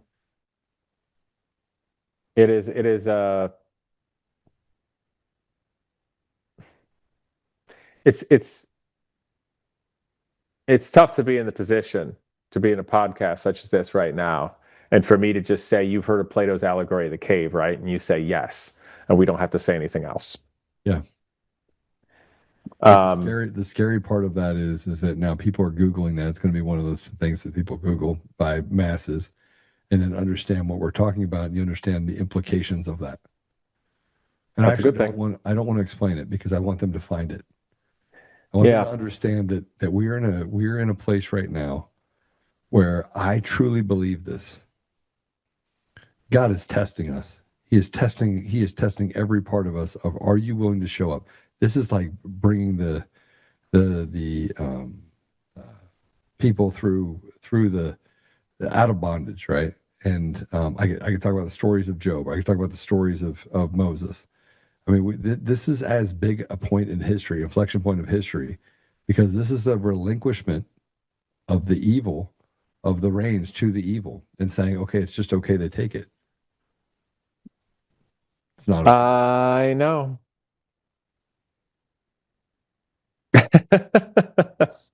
You gonna get rid of property tax? I'd like to. Yeah, that'd be the first thing I did. I'd sign an emergency order to get rid of property tax completely. And they'd say, you can't fund then you won't be able to fund education. And I was like, yeah, I can. I could just cut out the administration. And if I needed the administration in order to give a quality education, then homeschooled kids would not be as smart, as productive as they are. Right? Competition is a very good thing for basically everything in life, society, and the natural world. Without competition, things stagnate and become cruddy. And if you don't believe me, go to the DMV. Yeah. Well, that's a pretty good indication by itself. Hold on. So what's your first stop? I'm literally doing a podcast right now. You need to text me if you want me to see it. Bye. Sorry. I know it's about that time where you're having dinner and going through the things here. We're at the end of the road here, but what's your first stop? What's your first campaign stop? What's your, how do people? My first railroad stop to connect with people? Yeah. Tiffin, Ohio. That's where I grew up. Small town, 18,000 people. Maybe that's not the tactically best spot. Maybe it's not the biggest one in Ohio, but I don't care because that's my people. And then we'll go from there. How do people follow you? I mean, how do people give to you? Because I know how to, yeah.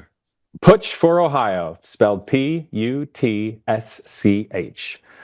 forohio.com, or look up Casey Putsch. And you'll find that Casey the Car Guy, I'm also known as on YouTube and whatnot.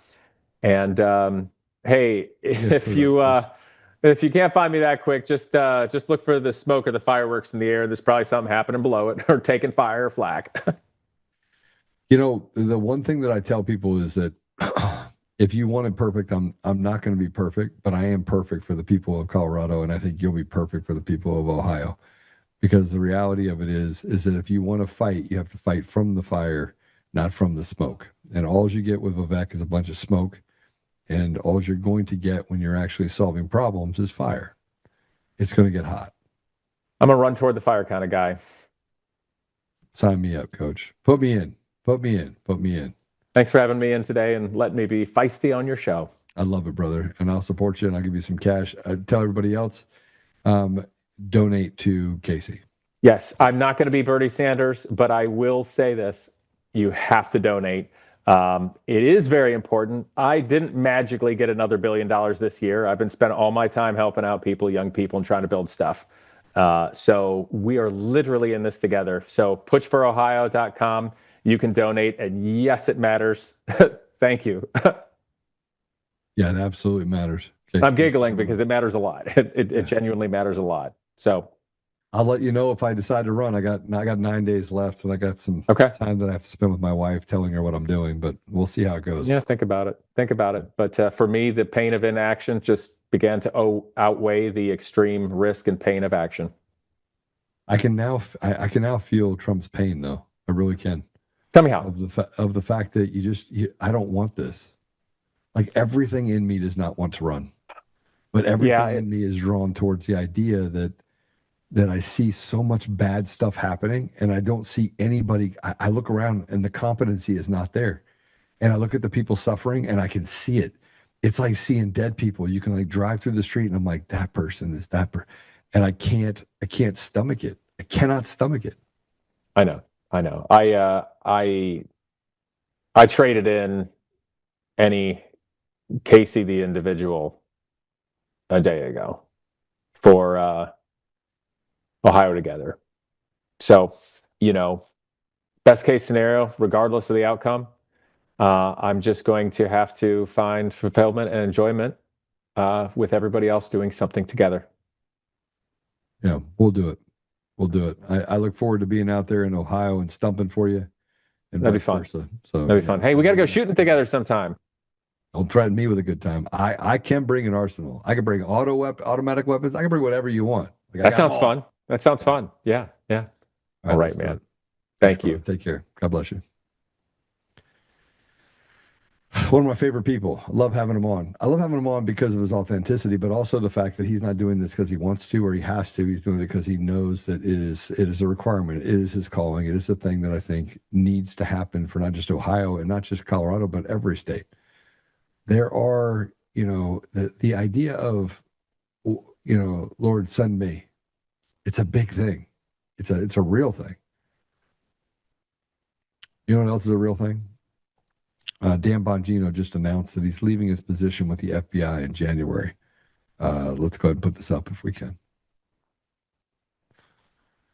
We knew this was happening. This was long been expected. And this is why I said, I can't believe that Dan stayed this long, because he's not a guy that likes to take orders from people that are just not good. I will be leaving my position with the FBI in January. I want to thank President Trump, AG Bondi, and Director Patel for the opportunity to serve with purpose. Most importantly, I want to thank my fellow Americans for the privilege to serve you. God bless America and all that defend her. Why is he leaving? Ask yourself the question of why he's leaving. And don't do the Q thing or anything else, but just understand why is he leaving.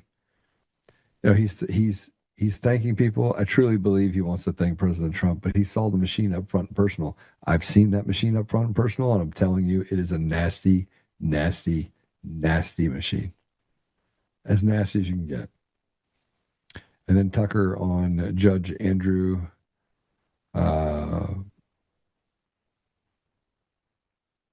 Napolitano show. Is that Napolitano? Is that him? Yeah, his show. Tucker Carlson says a member of Congress told him President Trump trying to announce tonight that a war is coming. I heard this too. I got a couple of calls. It wasn't from Andrew, but I was told that a war is coming. And members were briefed yesterday that a war is coming and it'll be announced in the address tonight. I want you guys to understand something. We're already in a war. I also want you to understand something else that is very significant. When I told you that people are going to get arrested, people are going to get arrested. In times of war, there are things that can be done in those times of war. And to save this country, other people for bad things, indiscretions they've done against this country need to come to light. They need to be held accountable. But what also is going to happen is that those people, those secret cells we have within our country, they will be held accountable as well. In times of war, military tribunals will rule the day. I am both anxious and yet hopeful that we'll get through the wars of people in places like Venezuela, Serbia, the secret cells we have inside of the U.S., of things like roaming networks and what they're tied to other Serbians that own other things, such as transportation centers. That's a real thing. A war is coming. Make no mistake, a war is coming. And out of that war, out of that fire, we are going to be able to uncover some really uncomfortable things about our country and the people in it who have done horrible things to the American people. Horrible. My wife asked me again this morning. She said, "What's wrong?" And I didn't have the stomach to tell her. Not about running for governor, but that I know that this will be the last Christmas. This will be the last holiday where we don't have more strife. 2026 is going to be, it's going to be a difficult year. Sacrifices will be made. People will have to choose sides. And what happens in 2026 either defines us as a nation and we right the wrongs that have gone on for 20, 30, 40 years by people who are traitors to our nation. They are seditious, treasonous traitors. And would I include the leadership of Colorado in that? I would. They were selected, not elected. But if you go back 10, 20 years, that's been what we've gotten at every level. They've chosen who runs things in every place. They're traitors. They're seditious traitors. And we have to find a way as Americans to stand together and to do right by that 40% that is diseased and rotted because they betrayed those people first. So let's go ahead and pray it out if we can. That's all you can do is pray at this point and get in the battle and make sure that we do right by the people that is your brothers and sisters, your neighbors to the left, your neighbors to the right. And I hope that's what this accomplishes. All right, so let's pray. Father God, there's so much that we want to say. There's so much we want to do. There's so much that we want to be able to just put before you. But we need to thank you, Father, for the gifts that you've given us, for the time that we have here. No matter how long or how short it is, Father, we know that it is your plan and your path. And we are prepared to serve you, Father. We also recognize that a certain amount of our mission in life should be to restoration, restoring you to the very ethos of what our society means, what our country means, what our world means. And we know there are people that are marching us down a really bad path. So, Father, we just ask you to give us the strength to fight through it, to be ambassadors of truth, to speak truth, to spread truth, but to do so unapologetically against people who are demonic like this Kyle Clark. I won't apologize for calling him that because, frankly, that's what he is. Father, we just ask that you give us the strength to keep fighting, that you bless President Trump and you bless the things going forward, and that you reveal anyone that's doing things for reasons that would work against the interest of your people. Ask you to bless Casey as he goes out and pursues becoming the governor of Ohio.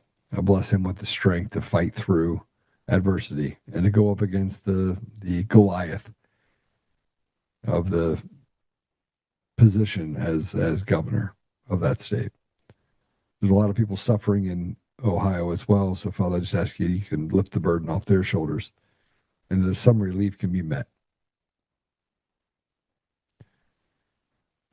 I ask these things, Father, humbly in the name of thy Son, Jesus Christ. Amen. All right. I want to play this for you if I can. This is the video of Tucker Carlson, and then I'll come back and say goodbye.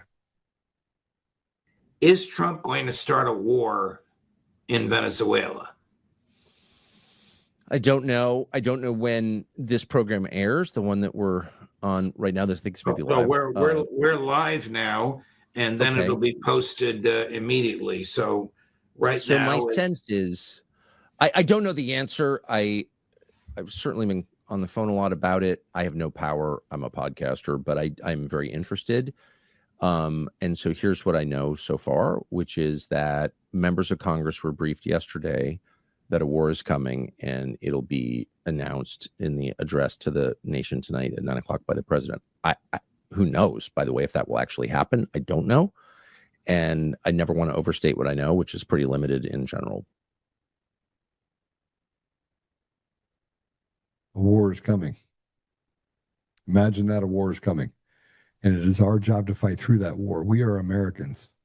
Buy guns, buy ammo, buy gold, buy silver. Support your family. Make sure you have extra food. Make sure that you're doing things to protect yourself. And by all means, never negotiate with the ridiculous. Do not debate it. And do not put yourself in a position where you have to be a slave underneath it. So God bless you all. We're on Spotify, Pandora, iHeartRadio, TuneIn, and more. Go over there, give us a 5-star review. Check us out on Rumble if you like it. Go ahead and share it. You're the ambassadors of truth. You get to decide how we grow, where we grow. Obviously, the walled gardens are going to do everything they can to take that away from me, take it away from you, and to stop truth from being told. So do your part. I'll do mine. I'll show up here every day, 5 days a week, and I'll talk to you. And sometimes you're going to agree with me. Sometimes you'll disagree with me. And sometimes, if not all the time, I guarantee you I will come back to you and we can have a discussion about it. I am not the arbiter of all reality, although I am right quite often. And as Jeff would tell you, he has the ability to talk to me. I do talk back. Mod, it says, trust the plan, not cues, but God's. Mod Trend, you're right. Absolutely. I can't handle a year harder than 2025 has been. Chris, describe harder for me. Harder is not a real word. Also, Eric Allen over there on Pilled. I'll bring this up before. This is an article by Andrew Torba over on Gab. Guys, I put it in the comments. Come back tomorrow. I'll go over this thing about Vivek Ramaswamy. Vivek Ramaswamy is 100% someone that was manufactured. Bad guy. Bad guy. I hope you guys are doing what needs to be done in your life to make sure that you stay connected to the people around you. But more importantly, find your tribe. I found mine. You're a part of it. All right. God bless you. We'll see you soon.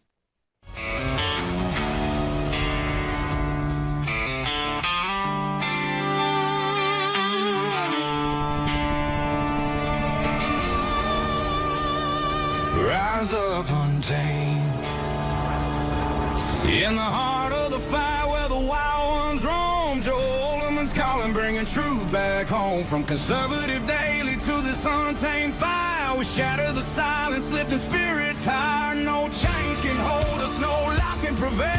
Authentic and fearless on this rugged trail. Patriots gather under stars and stripes. Untamed nation, igniting the night. Untamed nation, let the truth roll out in this land of the free. Standing proud from sea to shining sea, we won't back down. Catch the fire, wear the crown. Untamed nation, it's our battle song, motivating hearts where the brave belong. Yeah, untamed and wild, forever strong. Play it again all night long.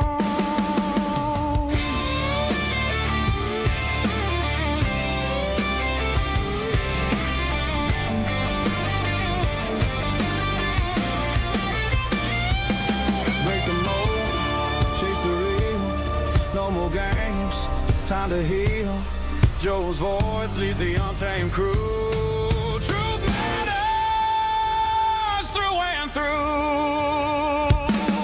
Untamed nation, let the truth roll out in this land of the free. Standing proud from sea to shining sea, we won't back down. Catch the fire, wear the crown. Untamed nation, it's our battle song, motivating hearts where the brave belong. Yeah, untamed and wild, forever strong. Play it again all night long.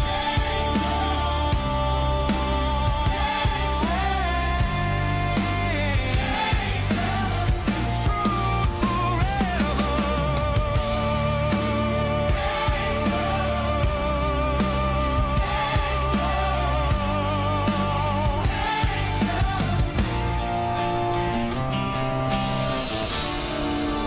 True forever.